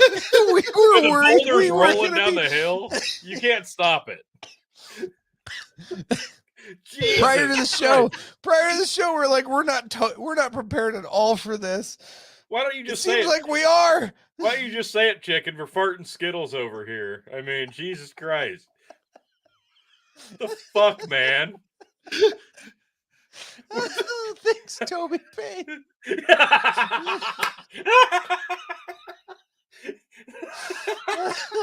Oh Lord. That's just streaking with extra. Yeah. Extra steps. Extra steps. Let's get to Clarence Thomas and his huge. I think he meant to say huge balls. Yeah. Yep. Balls. Oh man. Balls. Like, so let's be frank, guys. Like, and this is a good segue. Clarence Thomas over the last year has said you can gun control these nuts. You can affirmative action these nuts. Here we go. Tony, I'll let you explain this one. So yeah, you've got the alpha. They're coming for our children. You homophobic bigot, says angry NPC. The plus person says we're coming for your children. Alpha says, NPC says they've been saying that for years. It's pride culture, bigot. Like, There wait a you minute. have it. I feel like that was a lie. Like Yeah. And this is the one time they're not holding a child. Yeah. Jesus Christ. all is right. this really the world? Like, I don't care who you fuck. You guys vent this all out. I'm gonna go have a smoke break because I'm gonna go say this always goes well. Grow the Farm Up. Dude, I already gave my shot for the hour. You're fine. KOE took a boat ride he didn't own last week. He is now forever banned from serving on the Supreme Court because I went on 2 weeks ago on Father's Day. I went on a boat ride with my dad and my daughter.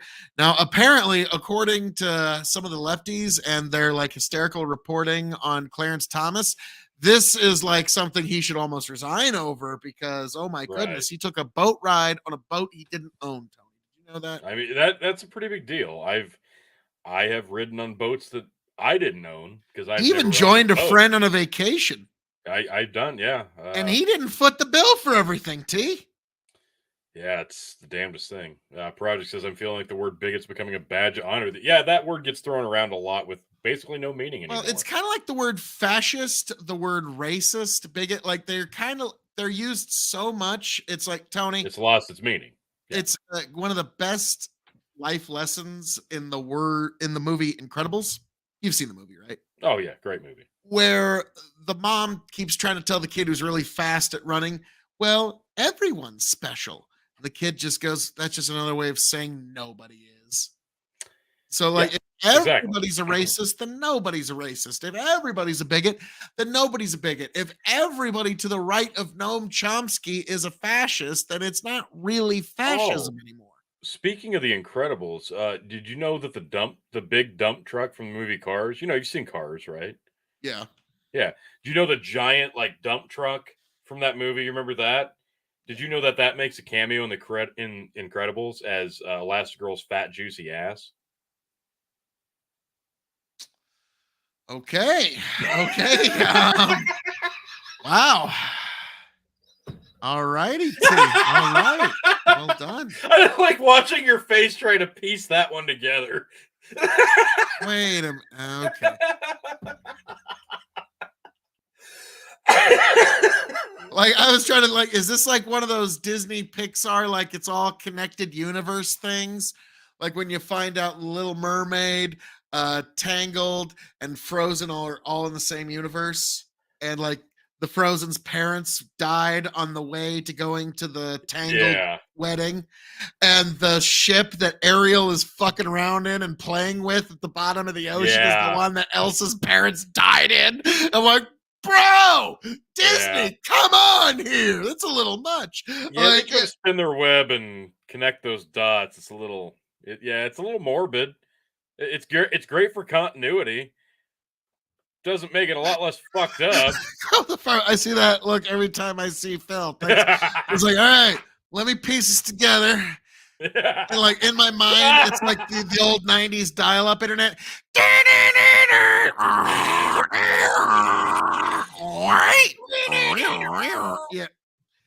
Yep. Amanda says, Phil, I love you, but fucking A, there are misogynist bigotry and racism.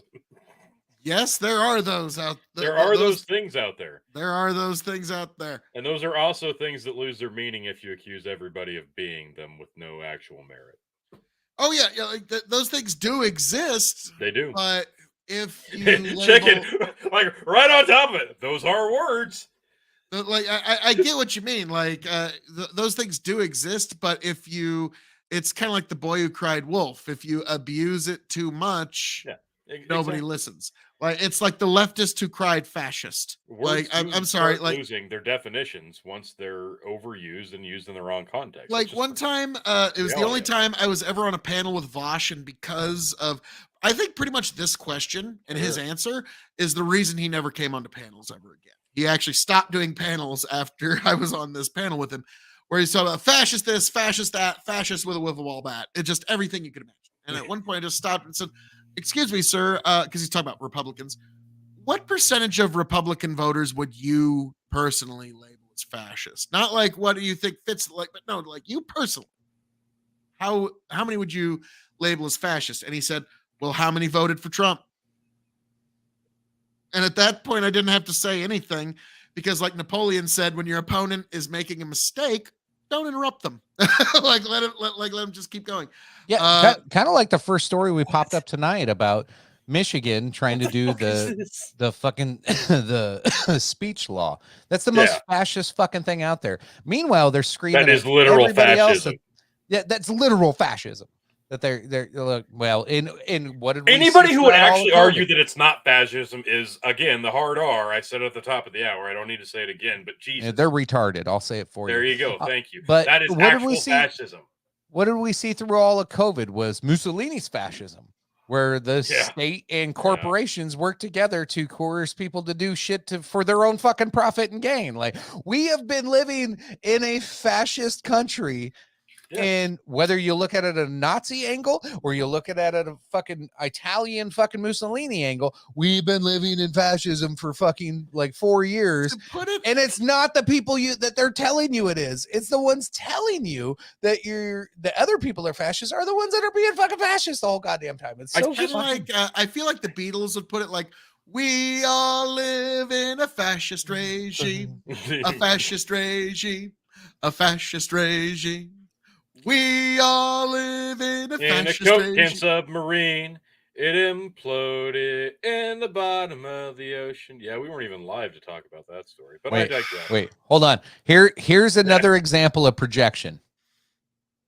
When on here have any of us claim to be a victim? This is I get the sentiment. I can even see it. I don't. I do. I can. I get her sentiment that she's the one that's the victim, and she needs people to help. She wants everybody else that's a victim to get help. No, guys.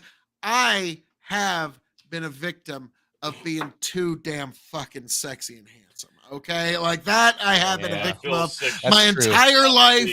You don't know my struggle. Okay, not all heroes wear capes. Okay, you don't know my struggles. Like, so, Project Sadface, the left is, fascism is saying, Amanda says fascism is saying you can't have abortions. No. Now, I've actually been on a lot of panels and a lot of discussions on this. And my immediate response is, and I'm not being facetious, but can you point to one state where all abortions are completely banned after the latest Supreme Court decision? Because like Rand Paul said, now just the states are deciding. Before we go too far, it's time for Chicken's knife review. You son of a biscuit. Give him full screen. No. Amanda says Texas. No. You will find carve outs for Amanda says rape, incest, Arkansas. or life of the mother. I guarantee you, if you look in their jurisprudence and if you look into their law, you will find an exception for either rape, incest, or life of the mother. I guarantee you'll find one of those in there. So we haven't had a complete ban of it in any state, but now we are to the point where states are deciding. Like she says Nebraska. I didn't think we would do anything about this. Nate Dallin said on our show that Nebraska is going to be one of the leaders nationally of this. He was ultimately right on this, and I had to give him kudos on Twitter. Like, you called it, man, when Jim Pillins signed the only fucking thing Nebraska leads. And when he signed that law, I had to give Nate credit there. Grow the farm. Amanda, no, fascism is saying you have to have an abortion. Yeah, he's right. Yeah. So this is actually, a tough one. Let me just ask this: what's more fascist, saying no, you can't have an abortion, or no, you can't use the wrong pronouns or we'll put you in jail? Tell me which one sounds more actually fascist. Tell me. And this is where, like, Tony, when you look at the hierarchy of values, yeah, I love that. You're going to get two different answers to that question, Tony. Those are states. Yes, those are states. But no, like, I guarantee you that there isn't a complete abortion ban in any state thus far. So we're going to be getting into a very interesting new reality. Like, I remember the day that dropped. Tony, you, me, Chicken, we were all together here. Kay Fellows came on. We had a few other folks on. And we were talking about, like, are there going to be people that are, like, having buses that, like, load people up wanting abortions going to abortion states? Like, this is really fascinating because Oklahoma is actually trying. So Amanda's way off. She's not paying attention to the whole country when it comes to this, because Oklahoma wants to do an all-out abortion ban, and they might actually get it passed. This is a real thing that could happen. If that passes, then my whole calculus on this changes a bit. Well, like, that could pass. Now, for Amanda's sake here, I'm going to play devil's advocate and, like, try to be like mindful of Amanda's sake, because you have Colorado neighboring Oklahoma border wise. This is something Tim Pool has brought up. At what point do you have two states bordering each other that have exact opposite laws when it comes to something like abortion, to where Oklahoma flat out as a state votes for it and says, no, we are banning all abortion. You cannot do it in this state. Then here's the scenario for you. Okay. Now, Colorado says, we don't give a fuck. There's no limit. Anytime you come here, we will scrape that baby out. We'll do whatever we need. We'll give Phil a knife review. And then fuck. Wow. Actually, Massachusetts or Maine literally just passed an up to the moment of birth abortion ban. So the other day. So if Oklahoma passes this law saying no, and Colorado says yes, at what point, as a say I'm like a 21-year-old dude, I knock this chick up and I'm like, oh no, like, I don't want I'm in Oklahoma and I don't want my newborn baby. I feel safe because I voted for this law. I feel safe that my baby's going to be born. This is a human life, in my opinion, and state law recognizes that. And then she leaves the state, say, pick your week. Who cares at this point? Because the law is the law, whether it's day 1 or 9 months, it doesn't matter, because the law is the law. So at what point, me as the father, can I say that my wife or girlfriend or the mother of my child has just kidnapped my child, took it across state lines to kill it? Because technically, Oklahoma state law, if they ban all abortions with no exceptions, that's how they would have to look at it, right? So would they go try to stop and arrest her, or would they sue the state of Colorado? Like how do you do these disputes Because, at that like, point when you chicken have at- these polarizing views at a border? Like, Nobody wants that smoke. Well, no, like state chicken wants that smoke. Well, no, very much to your no, Tony. I think Oklahoma wants that smoke Well, because chicken to you what might you're be right. talking about here is by now. Again, some folks might not agree with this. that's an opinion, but- Amanda. That's But- no, we're not. Well, even okay, no, gonna- leave that up. Leave this up here. Amanda says no. A child is born. it's So a in the fetus and- context of this, what Amanda- hang on. A fetus is actually the Latin word for offspring. Mm. So you're actually still saying it's a baby. But However, no, like, if in I the may, chicken, Real I need quick, to in the touch on this. context- Hang on. Just give me just a few seconds. I just want to give context to what she's saying here, because this is like a unfair fucking analogy here. Like she's given an opinion to something where I'm telling you that it is codified law in one state that she is false, and in the other state she is correct. That's exactly that's the touching on conundrum. that. Oklahoma, by its legal theory, you don't have to agree with it, but by its legal theory, it now has a vested interest. It actually has an interest in this case. This is actually a potential citizen of Oklahoma. It has an actual interest in seeing this child born now. It has a vested, like, I forget what the legal word is. It's something about a vested interest basically. But now this is a prospective citizen of the state of Oklahoma, and if they consider a child a baby and a life, we now have, sounds like this is something the Supreme Court's going to have to decide. Now, like I said earlier, Clarence Thomas know how has basically said you can gun control these nuts, you can affirmative action these nuts, and you can abort these nuts. Okay, like he's said that in the last year and about a month. He's basically And he just said, I'll take a private boat or jet or whatever just- private shit you can get me to get to where I need to go on these nuts. The word I just want to point out one thing here that contradicts this statement, and she's already tapped out. It seems like I'm done for now. Not getting grabbed. Well, it's because she's not playing. Okay. So this is bad faith. we obviously. know. how No, this okay. became Most pro-choicers Hang on. hate when you bring up the fetus argument. Well, it's Latin. For I want to point. Well, and she one wasn't thing here. willing to listen to the argument or the scenario. Like when you have to take all of your feels out of this. When you want to, like the scenario I posed, you have to take all your feels out of it, which you lefties can't do. So Here's Tony, the go problem. ahead. Here's the problem. Read what she said here. Not a child until it's born. What's your definition of the word born? Or fetus or mother, like Because several what words in there. does born actually mean? Because you can literally carve the fetus out of a fucking person. And I'm not talking C-section explicitly here. It's sounding pretty close to that. But that qualifies too. What does born mean?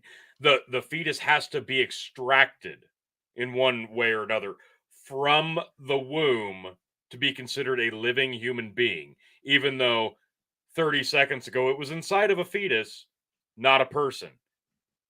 Cut open, extract. No, now it's magically a person. That's fucking grade A goddamn bullshit. It is. I'm sorry, it is. Because at one point, that is a living, breathing human being that can be pulled from the womb and live substantially in the fresh goddamn open air outside of the womb. And if you say that even though that is not a child until it's technically born and killing it is fine, no, that's just murdering babies. Well, Because it's a little believe bit like it or not, I'm sorry. I understand everybody's gray area of when an abortion is acceptable. Up until what point? How many weeks? How many was months? just Is about it to make that acceptable joke, to man. murder the child? I know everybody's definition is different, but at one point you're just saying it's okay to murder a baby, like it or not. You are saying that at one point. Yeah, Phil, do the joke. I was gonna say, like, This is Bill a great Burr one. has a brilliant bit about this, where it's like, well, okay, I get what your argument is, but if I put like the cake batter and I break the eggs and everything, and I put the cake into the oven, and about 15 minutes in, you come in, pull the cake out, and spatter it all over the fucking kitchen. It's like, well, you did fuck up my cake. I don't know how else to like. Yeah, it was gonna be. It wasn't a cake yet. It was gonna be. Yeah. But Amanda goes, a fetus that does not survive outside the womb, but is made to tragically survive because it's illegal to terminate. What, okay. Not everything has to be a fucking tragedy. Where did we make tragic? Where did we make tragedy a mandatory issue here? Amanda, no. This is it's a hard decision. It's bad. Like here's the thing. Like I don't want to be the crotchety old man that's wagging my finger at young girls making hard decisions here because Sure. No, like I totally I understand. Like it's a very hard thing, Jesus. but there is like, let's be frank. There's legitimate reasons that people make this decision, and then there's some that are actually fairly cynical. And that's kind of the problem is like, I think it's kind of like, what's your philosophical underpinning as to why you're doing this? And some of it, like, I know some people are like, it shouldn't matter. I mean, we're humans, we're social creatures, and why we do things matters, whether we like it or not. Project so here's here you got life begins at fertilization with the embryo's conception. Development of the embryo begins at stage 1 when a sperm fertilizes an oocyte, and together they form a zygote, and follows up with human development begins after the union of male and female gametes or germ cells during a process known as fertilization conception. And that is a quote from Princeton University. There you go. Weren't we told to trust the science? It comes down to the why, right? Like, why are we having an abortion? Because that's where you start getting into the sticky stuff. So 25%, not ready for another child. Timing is wrong. I'm sorry. I don't support you. Can't afford a baby right now. Like, I get that. Nobody can ever afford a fucking baby. You'll never. I couldn't afford mine when she was born. If you wait till you can afford a child, you will never have children. Yeah, that's just a great, like, that was literally the advice I gave my brother when he asked me if they should wait. I said, I'm not telling you to have one right now, but literally, if you try to wait until you have enough money saved up to justify having a child, you will never have a child. Next one. True. Completed my childbearing years. Other people depend on me, or my children are grown. So 19, 23, 25%. So we're at like 2/3. Those are 3 reasons that 2/3 of pregnancies are terminated. That's in 2004. God knows what it is today. I bet the reasons are fucking dumber because we've gotten so much smarter in the last fucking 20 years. Oh yeah, we've definitely progressed. Like, come the fuck on. Now, all these like 0.5%, those are the exceptions. I was a victim of rape. My husband or partner wants me to have an abortion. Like, I still don't think that one's cool. Parents want me to have an abortion. Okay, a child, depending on what's going on with, I could sympathize. I still don't like it, but like, it's none of my business. Don't want people I know I had sex or got pregnant. That's a fucking retarded reason. Yeah, Hard R. It is. Let's see. Possible problems. I don't know if you guys know this, but people do have sex and sometimes get pregnant. Here you go. 3% possible problems affecting the health of the fetus. I can get on board with that. Yes. There you go.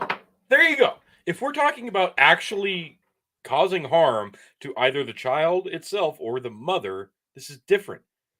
I know there's a giant gray area here, and I probably have vastly different opinions on the entire abortion debate than you would think. But for fuck's sake, I'm pretty pro-choice when it's reasonable. If you can present me a reasonable argument, I'll listen to it. If your argument is there's not a lot of if your argument is the timing was bad for me, no, fuck you. Yeah. No, here's the deal. Like that one pisses It sounds me like off. 2/3 of the reasons that people have an abortion chicken you found awful unreasonable. Yeah, it's pretty selfish. Yeah, like it is. Here's the deal. Me and my wife got married young. We had a kid young. My kid's 14. He's going to graduate high school in 4 years. And I'm going to be approaching 40 pretty soon. Yeah, I really don't want a kid in my 40s. Like, but does that mean I'm going to go, like, if we have an oopsie, does that mean I'm going to go abort that kid? And fuck no. Like, okay, well, fuck, I got round 2. I got another 18 years. Like, if that happens, fuck, I got to suck it up, buttercup. Like, I fucked wouldn't be up. here Like, right now if maybe I should my have had a mom was allowed to vasectomy. have the Maybe my abortion wife that should have she got her wanted. tubes tied. Like Jesus Christ. Hey, hang on, Tony, say that again. I wouldn't be here right now if my womb donor mother would have had the abortion that she wanted. Yeah. And I'll still sit here and tell you, look, I'm not one to tell anybody what they can or cannot do with their fucking body, especially when it comes to a woman. And I'm not allowed. I can't reproduce personally because I'm a man. I know it's crazy, biology speaking. I know it's unpopular opinion, but yep. I'm just saying. Amanda addresses that in this comment. Oh God, here we go. What is it? You have to carry for 9 months. You have to carry a child. Victim. You know, what? She's doing You the have victim no. thing. Nobody's saying that. Literally, nobody said that. We just said you have to carry a child that you know it won't survive. We are giving reasonable arguments, and you're penis, being the no. This is she's just doing bad the faith. Penis needs to shut. Nothing. Nobody. Literally, nobody said any of that. Nobody said any of that. I just said, if we're talking about harming the mother herself or the potential child themselves, if literally we are talking about medical emergency or medical problems or medical issues, no, then we're talking about an actual discussion. If we're talking about, well, this just doesn't fit in with my goals for the summer. I really wanted to have a hot mom summer, and this pregnancy belly is really just not going to allow me to be a whore at the pool. I better go get an abortion. No, that's just selfishness. Like it or not, it is. Because no, we're not just talking about your body anymore. We're not talking about just your body. It's not just your body. Oh, he just we're pulled talking the pin about on that one. We're talking about the cake that would have been in the oven had you not pulled it out and thrown it across the room. Now, guys, this is just a personal experience. Like, personal experience doesn't invalidate statistics. Statistics doesn't invalidate personal experience. Just keep. But anything Phil says invalidates Amanda. I don't. At one point, Tony, you are murdering a fucking child. At one point, you are. I don't give a fuck what the fetus is or not. At one point, it's old enough to sustain life outside of the fucking womb. And if you're okay with scrambling that kid's fucking brains while it's still in the womb because it's not been born yet, technically. Can I do a quick experiment? Amanda, I want you to let me know in the comment. Like, you are a pretty collectivist person. You wish people would work together and agree with things and make things better, such as like minimum wage, healthcare, like all this shit should be free. Rent should be like, you probably want free college. You want all this like things that we should like pay extra taxes to and have like things just kind of laid out for us to have us set up for a basic, easy living society. Am I right? Is that something? Yeah. Okay. So thank you, chicken. Yes, that's what she wants. Okay. Now I want you to know the facts, because what you probably don't know is you've heard that, oh, we're in this population boom, so we can support all this because there's more people on this planet than ever have been, and population's going to hit like 11 billion. What you don't know is that we're in this massive population decline to where in 100 years, all the kids that we have, we're going to have 3 old people to every 1 child. In 150 years, South Korea, I think, South Korea won't exist because they're having less than 1 child per 2 people. Yep. Generations are just getting wiped out in the next 100 years. The only reason America is going to be fine is because of because I don't know, Democrats are letting everybody run across the border. But so like when you start thinking about this, and population decline does not stop. There's never been a civilization ever on the history of the planet Earth when they start hitting population decline to ever recovers from it. And they damn near go to extinction or do become extinct. So when you are advocating for killing babies one way or another, because it's your right or it's nobody else's business, you are not taking the collective into your heart. And you need to be thinking collectively. As a society, we should be working together to save the babies. So, Amanda, are you on board to save the babies? To protect the human race and to keep us all together? To pay more taxes to the future society? I'm trying here, guys. I'm trying. No, Well I done. get it. Well, I no, get like it. That's Christopher good. That's Hitchens good. made this exact same argument. Like, this is a prospective member of society, and all efforts should be made try and bring it to full term. Like, that was his attempt at a secular rationalization for being pro-life. What the fuck are you talking about, Amanda? That is the most like unhinged fucking comment there. Like, Republicans want to protect life, but they don't want to take care of them after they're born. Who the fuck are you talking about? You are meeting some This shitty is the Republicans, go-to girl. response. I understand the meme here. It's Republicans only care about the baby until it's born. Then they don't give a fuck. I get it. It's hilarious. You know what I mean? Well, like, no. You know who's I've supposed never to take care granted of the this fucking baby? The person who birthed it and the person who fucking shoved it in there to begin with. Now, guys, I gotta say, like, That's who takes care of the fucking baby. Hang on. Her answer to Republicans want to protect life but don't want to take care of them after they're born. Her answer to that is kill the baby.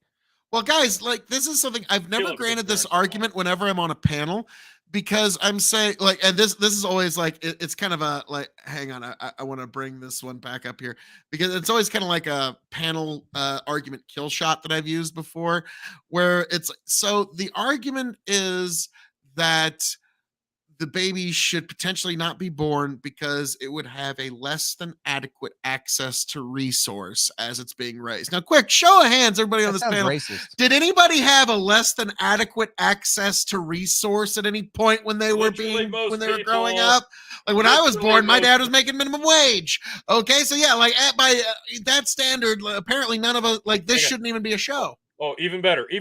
Follow-up comment. The person should have had a choice. What person are you talking about? The one that you want to murder in the womb? The baby? Does the baby get a choice? At what age do you get a choice? Only after you've come out of the belly? And so, or when Amanda thinks it's okay. By Oklahoma's legal everybody raises hands, because everybody. Law, like, yeah, this. There you go. Taking care of babies after they are born and being on the side of killing babies is two different things. But no, we're gonna straw man this shit and move the goalpost. No, it is. You're damn right. You are fucking damn right, Project Sad Fights. It's two entirely different things. Oof. Absolutely is. Whoo, boys, we are in hour 3. I don't know how much. Chicken, you don't like Twitch panels. You're on one. I know, it fucking feels like it, doesn't it? Well, Jesus. no, like, it's actually 3 reasonable people that actually, kind of agree on the issue. That's why but this like, is there's better than a Twitch infinite panel. nuance here. But like, now, Chicken, since we are in hour 3 and it's about to get fucking spicy here. Yeah, spicy. I'm gonna kick this next one off with a tweet that a retweet that I threw out here. We're moving on from abortion. All right, I was about to say, let's move on to the last story. You know what's better? You know what's worse than abandonment issues? Being fucking dead. Now, Chicken, I wanna kick this one off before you get into it. The Babylon Bee had a beautiful article that I'm going to read. I said I was going to kick it off with a tweet, Phil. God. Feels like I'm going to take it off because fuck you. Democrats feels like I've had enough gin. I'm going to just fucking do this. Yeah, I'm just pushing through. Democrats devastated as Supreme Court bans racism. George Bush hates black people. U.S. Democrats are in mourning today after the Supreme Court ruled that racial discrimination in college admissions is unconstitutional. Left-wing experts say this will greatly hinder their God-given right to fight racism by being racist. By banning racism, the extremist right-wing Supreme Court has banned anti-racism, said Congresswoman AOC.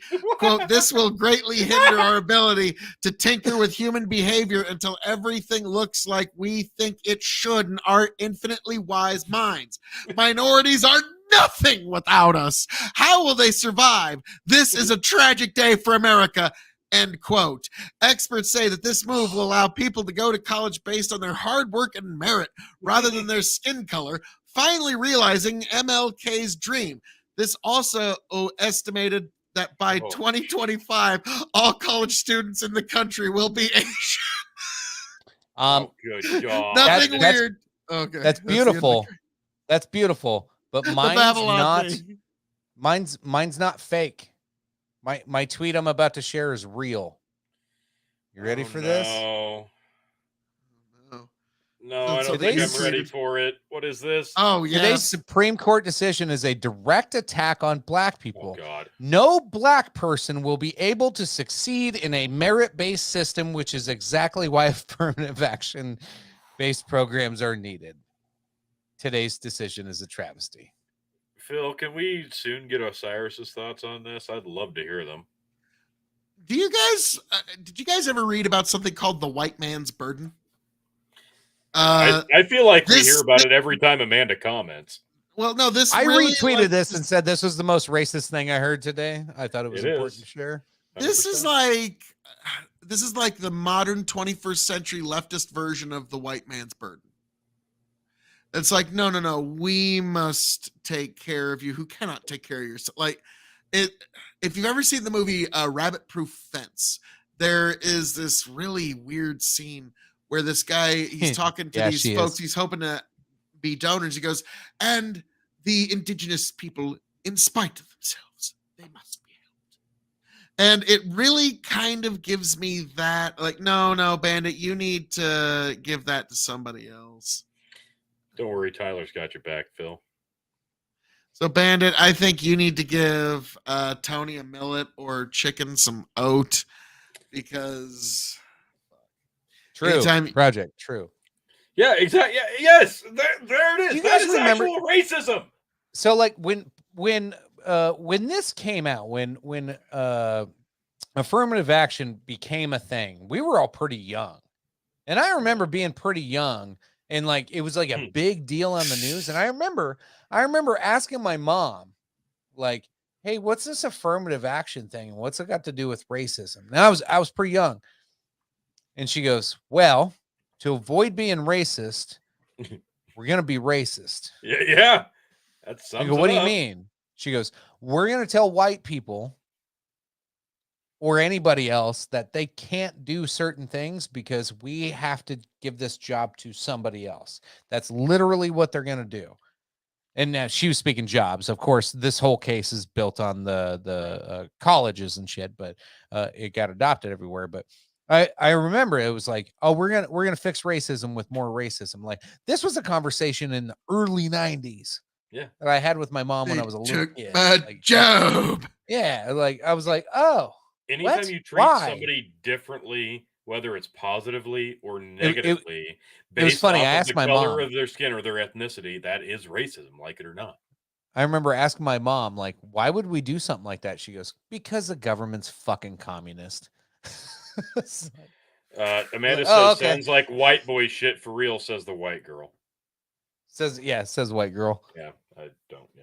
It's like the Bill Burr bit about like, how did white women get to just like step up to the front of the line of the oppression Olympics? You're like, you were in the hot tub with me the whole time through the 80s and 90s and 2000s. I didn't hear you. I didn't hear no peep there. Now suddenly, but like, so I like how we have to your mom calling out commies. There you go. Woo.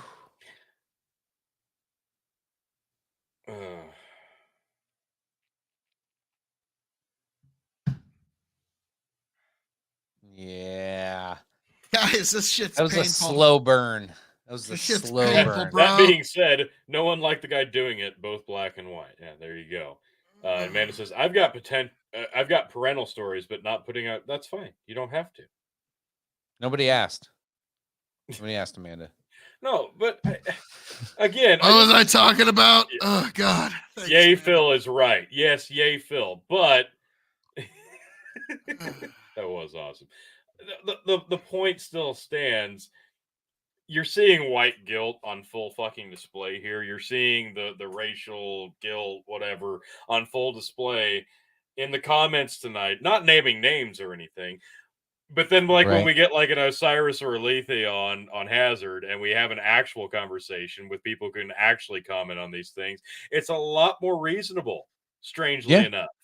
Weird. Well, in the debate Osiris on and this... Lethe are pretty chill dudes. Yeah, but they're smart people. That's the difference. Yeah, they're intellectual and can actually speak to it. But, like, they have this argument with affirmative action comes down to equality of outcome or like fuck, Phil. Oh no, Tyler. Yeah. No, Tyler already gave his shot this hour. I think. Did he? I think he did.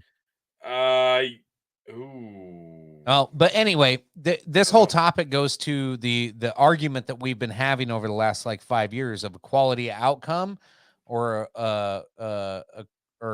equity. Yeah, equity versus equality of outcome. So like people want to end in the same place or start from the same place.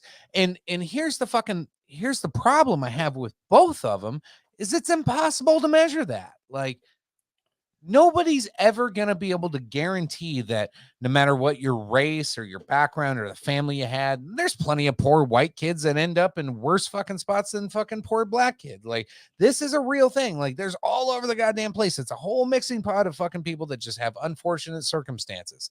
Now, yeah, sure. I'd love to give somebody a leg up. However, like, how do you do that in a fair way across the board that we can all agree on? That's the thing. That's not even the question. Nobody's asking that question. Nobody is literally like as a policy, fucking any type of standpoint. Nobody's going, hey, how do we make the future of America brighter? How do we make all of tomorrow's kids have a chance? That's not the question now. Right now, the question is, well, these fucking white people. Like, well, okay, well, whatever. Well, to be fair, we are the worst. Sure, okay, like white people like can take Louis all the blame C.K. for a said, while. it's like we're not just gonna fall from number 1 to number 2. It's gonna be bad.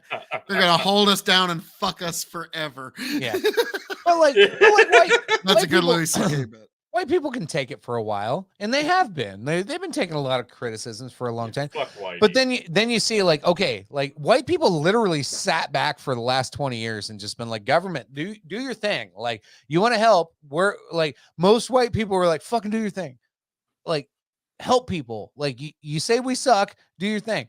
What did they do? They made shit worse and made white people richer. And white people were like, we didn't ask for that. We didn't ask for that. Why are you mad at us now? Like, we didn't do this. The government did this. You voted for that. We didn't vote for that. You voted for that. Like, it's been a very interesting. And the minorities of the world are like, oh, what a coinky dink. Shit fucked up and made you like richer. Somehow the white man still ends up. Yeah. How did that? How funny how that all fucking panned out. It's crazy. So, but no, this equality of outcome shit that we've been presented over the last 5 to 10 years. Even Bernie Sanders, even Bernie Sanders was like, no, I'm not okay with that. I like equality. I don't want this equity stuff. Like I want equality, not outcomes. So it's the starting point. We want equality. You got a fair shake. You don't end up in the same place. You get a fair shake. You got to work hard for it still. So like even Bernie Sanders has a little bit of a meritocracy in it.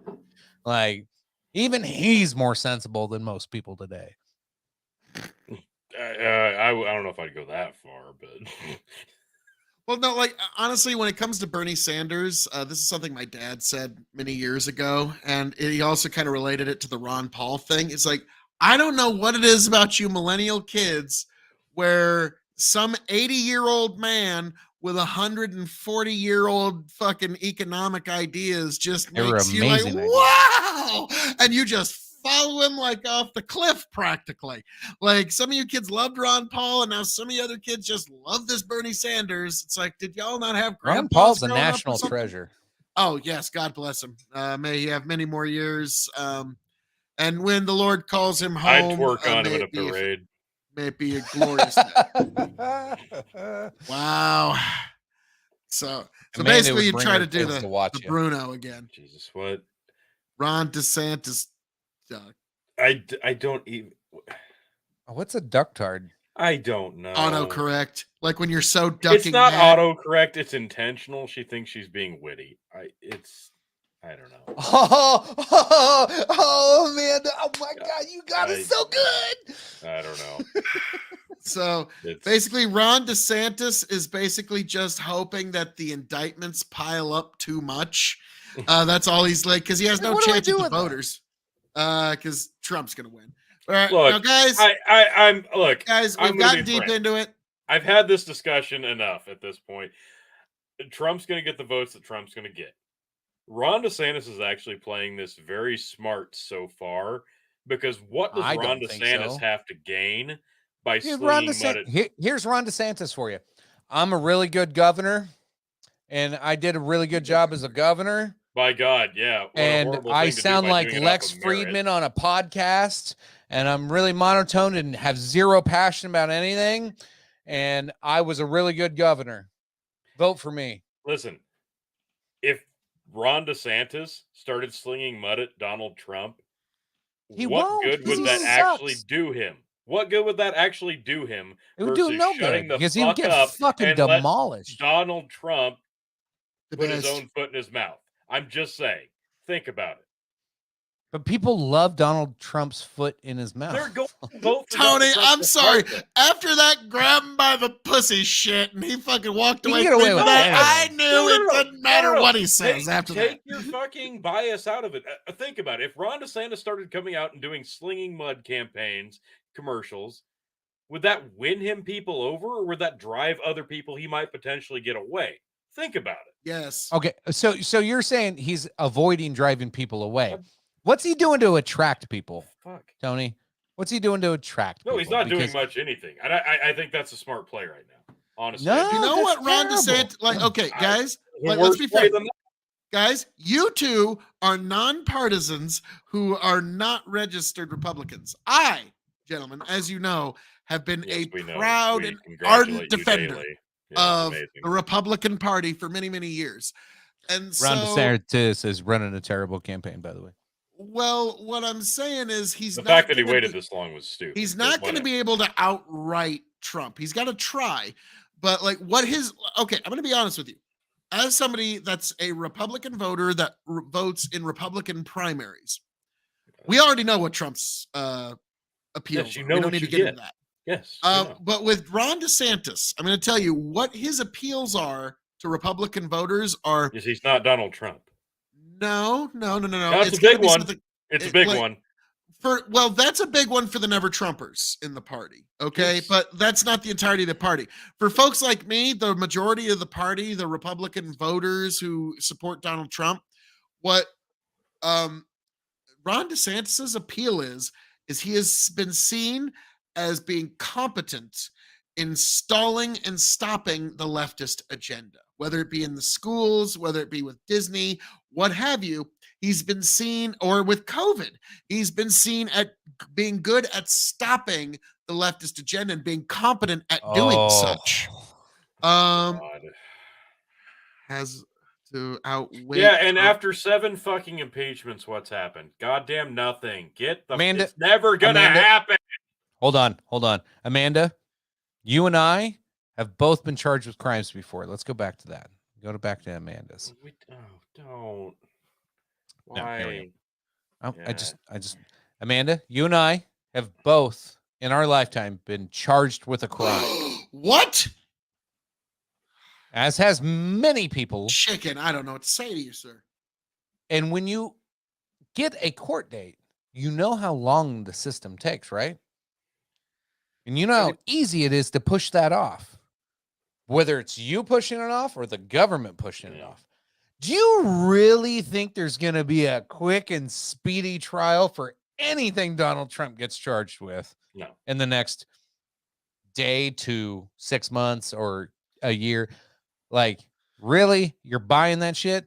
He will be president before those court dates fucking come, and he'll pardon himself. Like, yeah, honestly. I was about to say at that point, like, all right, if with my decision of whether I continue to prosecute myself, the answer is no. Biden, strangely enough, there's also a potential that Biden will have to pardon himself if he wins. Now, guys, I got to be honest with you. Now, whenever I see Trump, mean? Like bet, let's do it. Is this the new no cap? Like, yes, is this what millennials fucking that's say exactly now? what it is. You're lacking in 4K, chicken. But like, don't say that. Whenever I see Trump walking now, I always want, like, in the background to be just a line from the Twisted song Hydro. And so when like Trump's walking, he's got the pimp walking, he goes, dirty piss violated again. I'm in the system and I just can't win. And like, yeah, he's like, that's Trump right now. They're just trying to keep him on legal side quests. But in the end, he's still going to win the Republican nomination so long as health doesn't keep him out. I'm not saying that I'm like, yeah. I'm not saying flat out like, oh, I'm all for Ron DeSantis or I'd vote for DeSantis over Trump. That's not what I'm saying. I'm just telling you flat out after people I've DeSantis voter confirmed. Okay, ignore it at your own peril. That's when I'm fucking with you. Still. No, I'm just fucking with you. I know, but I'm just telling you, ignore it at your own peril.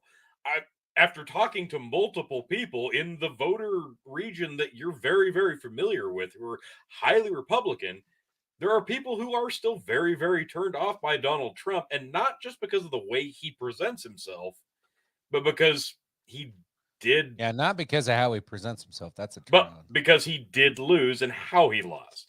Not through any merits of his own, but not just because of the merits of his own. I'm telling you, there are people who do want to very much vote Republican, but don't necessarily want to hitch their wagon to him again and look to Ron DeSantis and go, you know, I think I'd like to maybe try that instead. They're not going to vote for Joe Biden, but they're not automatically going to vote for Donald Trump. And if Ron DeSantis came out slinging mud, lowering himself to like the Donald Trump approach, going, oh, he's terrible, the sanctimonious, it's terrible, it's awful, I'm tremendous. If he does that, you're not getting anything different. And that's the appeal. And that's literally like the conversation I had today with people thinking exactly this. And I'm not saying this to try to prove a point. I'm saying this as a reality. It's not a slam dunk. He's probably the favorite. I still think he gets the nomination, but it's not a slam dunk. I don't like DeSantis. Like here, DeSantis is a Navy man. He was a JAG lawyer when he was in I think he was a representative. Anyway, he's a very war hawkish seeming voting record before his governorship. Like, sure, he was good through COVID, but he was doing populist, easy fucking policies through COVID that nobody else was doing. Which honestly, all three of us could have been governors of any state and been as popular as Ron DeSantis just by going, oh, this doesn't make sense. How about we don't do that? And we would have been like three of the most popular we could have picked any goddamn, you could have called me I could have been like what's that libertarian dude that's got the fucking shoe that he wears on his fucking head all the time? Like, I could have been that retard and made just as good a calls as Ron DeSantis, been just as popular. So like, I am very skittish on anything Ron DeSantis because I think he's a fucking neocon war hawk. He's going to be a fucking terrible president. He's going to be like War in Ukraine ain't ending with fucking Ron DeSantis. No, you're 100% right. He's going to be George Bush 3 is what he's going to be. You're not wrong. You guys aren't wrong on that. He looks good in his Navy uniform. I'll give you that. Yes, but like I got to give. He was a jag I thought Ron DeSantis looked good until he looked like Steven Crowder. Like I'm going to be honest though, guys. Okay, as a Republican primary voter at this point, anybody but Trump just kind of feels like taking a knee. Yeah. If it's anybody but Trump, I feel like we're just kind of taking a knee at this point. As opposed to what? The Democrats rolling out Joe Biden again? Like, is that not taking a knee? Oh, that's an easy win for Trump because I'm sorry. Like, yeah, it's also an easy loss, turns out, because we saw that. Well, if he can't crack 80 million, it doesn't really matter. Will Trump crack 80 million? Like, neither guy has to crack 80 million. He doesn't have to. Biden does, Tony. Like, don't you? No, that's the thing. No, you don't, because you're not going to have Trump's got Kellyanne Conway back on the team. She's the one who delivered him a victory last time. Voter turnout in 2024 that you saw in 2020. You're just not. The numbers are not going to reflect that. It's going to be down. It's a guarantee. Then that's what now you see why so many Republicans are so eager to get in there, because if Joe can't crack that 80 mil, it's very easy. Like, fuck, man. Like, almost anybody on the Republican field now 80 million doesn't guarantee a shit. could probably point box Leoto Machida their way to an electoral who do you- college 80 million win. doesn't mean shit because we're not running off of the popular vote. Thank fucking Christ. Yeah, Vermin Supreme. Thank you. Okay, so let's take DeSantis and Trump out of it. Who's the next most attractive? There's take not- Biden out of it. Jr. Hold on. Take Yeah. Biden out of it. Take Trump out of it. Take DeSantis out of it. RFK Jr. Yes, exactly. Exactly. He, Vivek. like it or not, he did I already like lose. Vivek. Vivek Ramaswamy. That's a fucking cool name. First off, like, Now, could you imagine a president Ramaswamy? Like, that's fucking pretty. It was pointed out to me that RFK Jr. does support an assault weapons ban, which Yeah, it knocks shuts off me some totally serious down on him. points. Oh yeah, that's Um, gonna kill him. For all the people that he would have picked up on the right, like that, yeah, that Yeah, pretty they're much gone. does him in. Because there's no fucking definition of assault weapon. It's just a word. Well, hold on. Another time we're like, just saying words with no actual definition. I'm not going to be like totally ignorant to the thought of like, oh no, he's going to lose all the gun people. The current fucking Senate, Congress, fucking representatives, nobody's done a fucking thing about the goddamn pistol brace ban. Like, they tried to pass something and they totally fucking failed. Like, now we have to wait for lawsuits. So, like, hey, fuck all you Republicans. Like that like, you think, oh, I'm gonna vote this guy in because of gun rights, and I'm gonna vote these people in because of gun rights. Bullshit. They don't fucking do anything. It is not on the agenda. All of them. As soon as there was one fucking shooting and it was supposed to come up for a hearing, they're like, oh, no, there was a shooting. This is a bad time to talk about it. No, this is the perfect time to talk about it. If you really fucking believe in your goddamn gun safety and your gun rights, this is the time to talk about it. But no, they were like, no.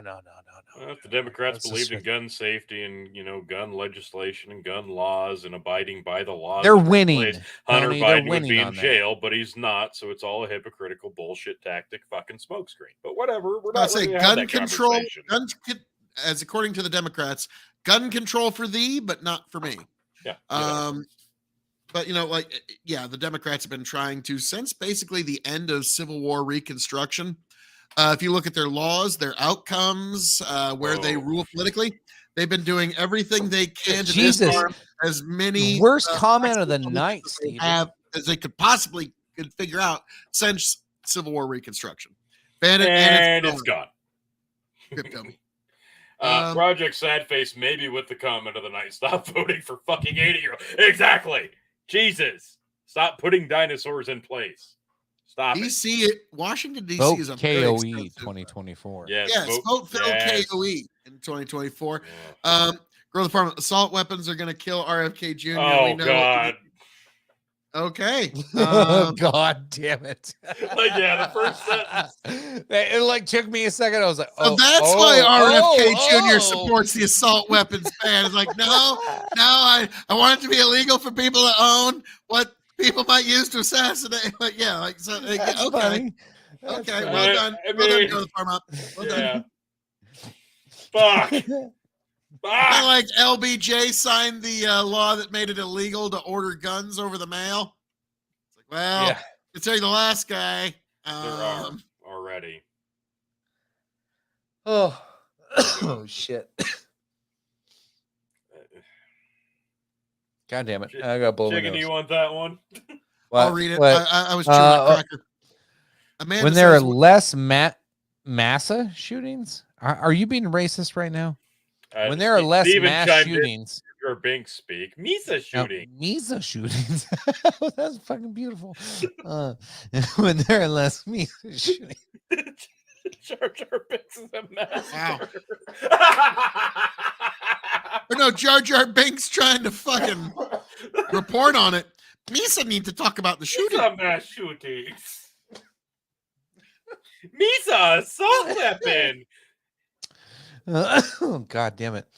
Then there are days in the year. Rears his ugly head again. Ooh, Amanda- Jenna Misa slaughtered the younglings. Amanda, real quick, before we even discuss this, define a mass shooting, Amanda. On your terms, what are you talking about right now? What is a mass shooting? Nobody in the chat helper. Nobody say anything.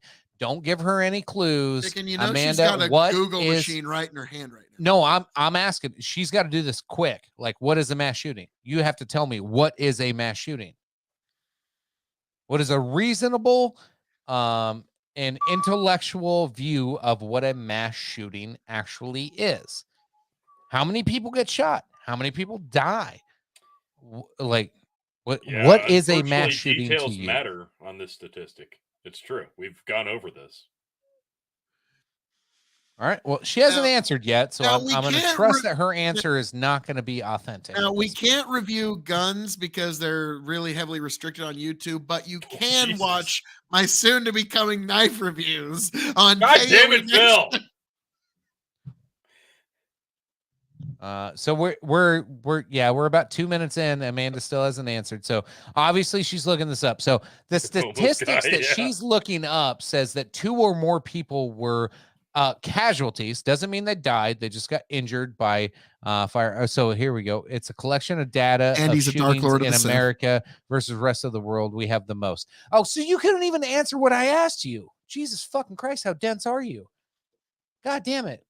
Like, so a mass shooting, Amanda, in whatever data you're looking at, look closely. It's going to say, like, if you zoom in, we've done this before. You go to Yeah, Vox. and it's pretty telling. Vox, It's actually Vox.com very has this revealing. mass shooting map. Zoom into Nebraska, and you're going to see, oh my God, there's so many mass shootings in Nebraska. Nebraska's No, there's not not. a great example. Well, okay.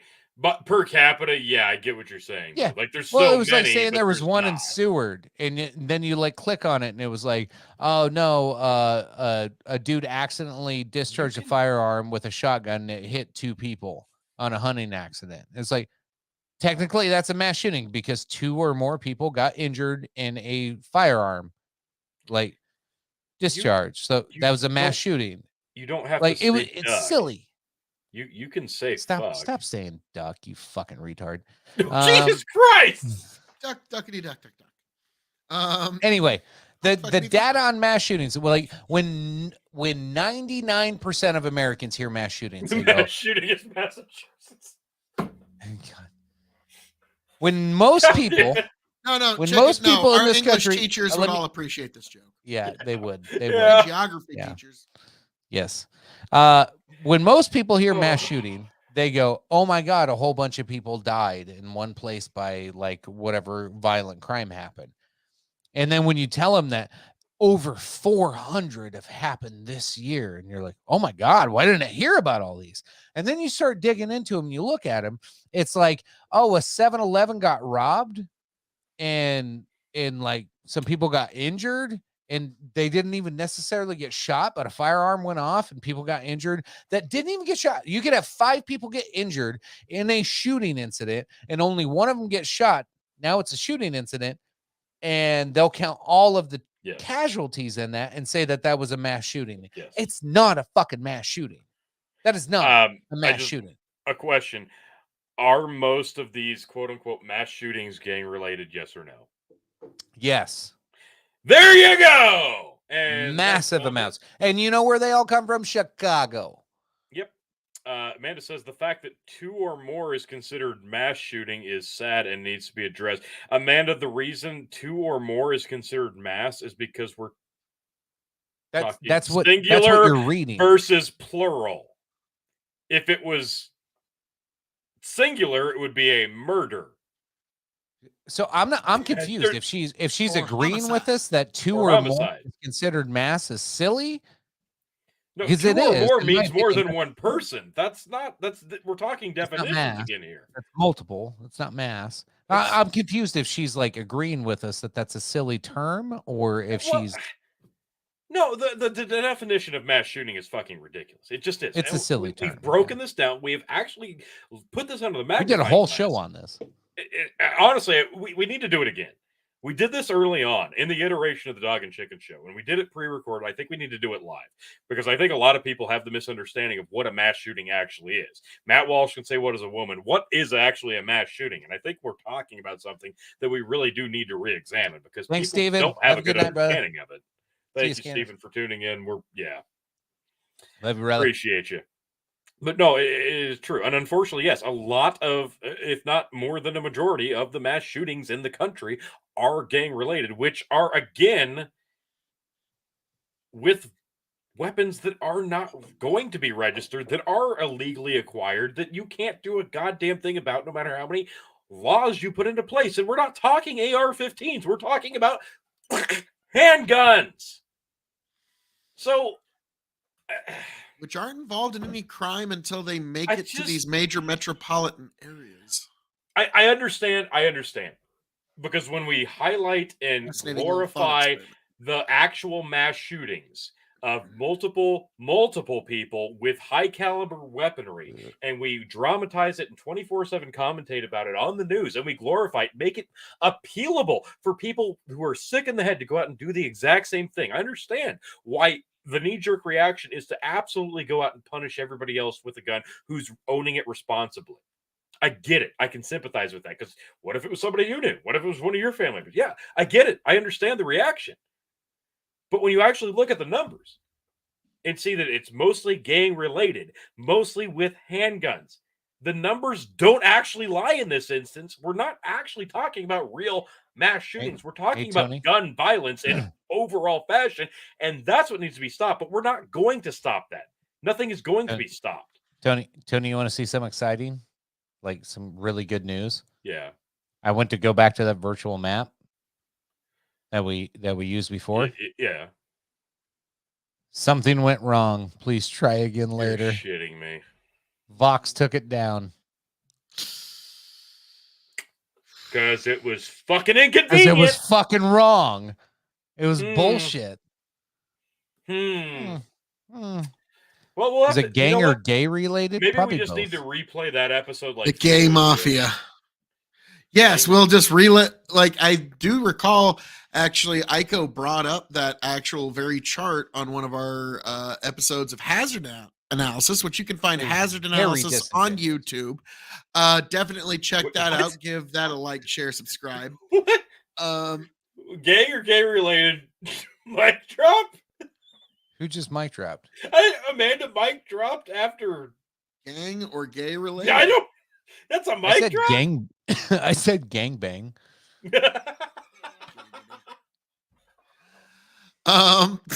So I'd drop it if it would fall. I don't know. We're dropping it like it's hot. All right. That's what we're doing. God yeah, almighty. There you go. I'm not. Every time there is an actual mass shooting, and we're talking multiple people with high caliber weaponry by some sick motherfucker who was persuaded, not persuaded, did it on their own volition, or was just influenced by the media, glorifying it for fucking days on end and making, oh, really, I'd like to go down in notoriety too and kill a bunch of fucking people because I'm a goddamn loser with a fucking mental health problem. Every time that happens, it makes me sick. It literally does. And I'm not saying that just to say it. It is fucking awful.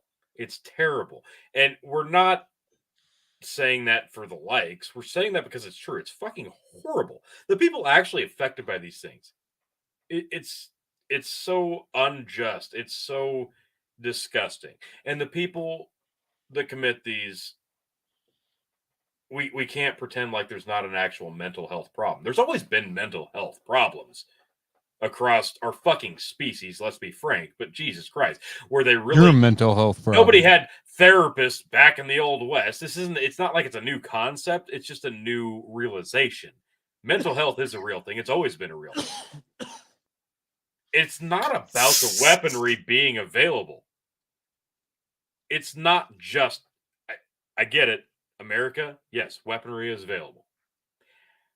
But it's not just about that. It's about being able to prevent it from the get-go. And I'm not talking about gun laws. I'm talking about getting people thinking clearly, straight, getting people the help they need before this is an actual thought, something that they glorify, something they dramatize inside their fucking head. If everybody in the country is depressed to the point where they're like, I'm just going to take myself out, but I'd like to take a bunch of people with me. Let's change that. Let's not punish people who are actually purchasing firearms and owning them responsibly. Let's focus on preventing the person who's sick in the fucking head from getting sicker in the fucking head.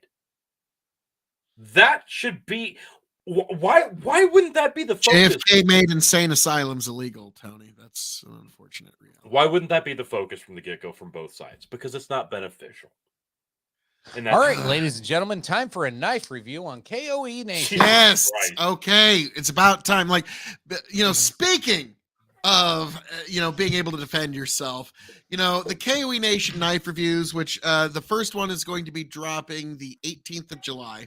Okay. That's going to be God. First well, one. right to the day. July 18th on KOE Nation. Be sure to check out the first inaugural knife review of the K-Bar. That's going to be an excellent one. And then the one right after that is going to be a knife Tony's carried for many, many years. It's going to be glorious, folks. So check that out at KOE Nation. But gentlemen,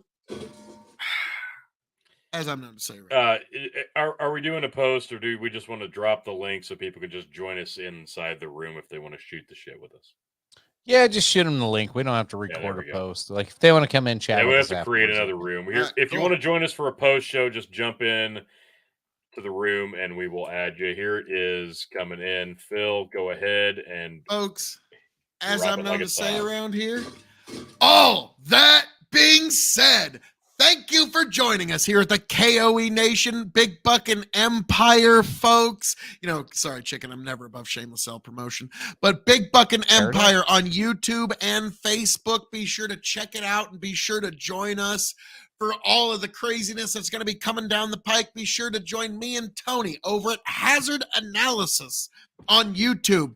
And be sure to join me over at the KOE Nation on YouTube, TikTok, Twitch, and now Twitter as well, folks, for the conclusion of the 2023 Bourbon Tournament and KOE Nation Knife Reviews, which you can find at KOE Nation on YouTube, TikTok, Twitch, and Twitter. God bless every last one of you. I hope all of you make it back here happy, healthy, much the wiser. Raise a glass to yourselves and definitely be looking forward to my KOE Nation knife reviews on KOE Nation on YouTube. Tony, chicken, take it away. As always, folks, thank you for tuning in. It was good to do a live show. Tried to give some extra on here tonight as we've been gone for a while. So appreciate you all tuning in. Thanks for all the comments. Thanks for the good times. Fuck you all for the shots. Thank you for giving Phil shots. We'll see you. Hopefully, if we can do it next week, live show, we'll try. We'll see. We got to figure out our schedules. As it sits right now, and I'm sure I should be able to do a live next week, but we are going to hammer out some more pre-records. I know a lot of you don't love the pre-records, but God damn it, it's timeless content. It's fun content. Tell us what you want in a pre-record. Yeah, we'll study please. some shit and fucking drop it in there. There's a lot of fun stuff to talk about. That's historical. That's fun. Like we got ideas, but please, I'll do conspiracies, dude. I fucking love doing that. Yeah. Anyway, appreciate y'all. Love you. Tony, take it away. Let's get out of here and get to whoever's in the chat. Yeah, if you want to join the post show, here's the link. You could just join the room that we're already in. That's where we're at right now. But this was fun. This was long overdue. We've been off. It's summer. We've not been doing a lot of lives, but we had a really good viewer turnout tonight. Thanks everybody for doing that. Thanks for sticking with us. Thanks, Rumble. Yeah, we had some good turnout on Rumble. Fuck yeah. Anybody who watched this, anybody who's been listening, we appreciate it. Great turnout tonight. Gabe 7 King 8 of RNR 10 said, Rainbow, love wins, bring forth the children's genitals, clown face. Thanks. Holy fuck. I don't know how to respond to that, but I think it was trolling. I was about to say, I can't imagine why you don't put up the Rumble comments, chicken. Yeah. Anywho, so this was great. This was fun. On that long note, long overdue. Thanks everybody for tuning in. Just remembered, there's a WWE event tomorrow, and I don't know what we're gonna do. We're gonna cover it at some point. We got to do that too. Yeah, we kind of forgot about it a little bit. We'll figure it out. It'll be fine. Over there at the Revolutionary Wrestling Podcast. It's summer. I'll join you in the morning. I might have to do it from my phone in the truck. Yeah, I might have to too. It'll be fine. Anyway, listen, Dog and Chicken Show. Like, share, subscribe. Hazard Analysis going to come up live soon. Like, share, subscribe to that on YouTube. Thanks everybody for joining us tonight. Hopefully we can do another live next week, and we will see you on episode 188, regardless of whether it's pre-recorded or live. And we love you and we thank you. See you next time.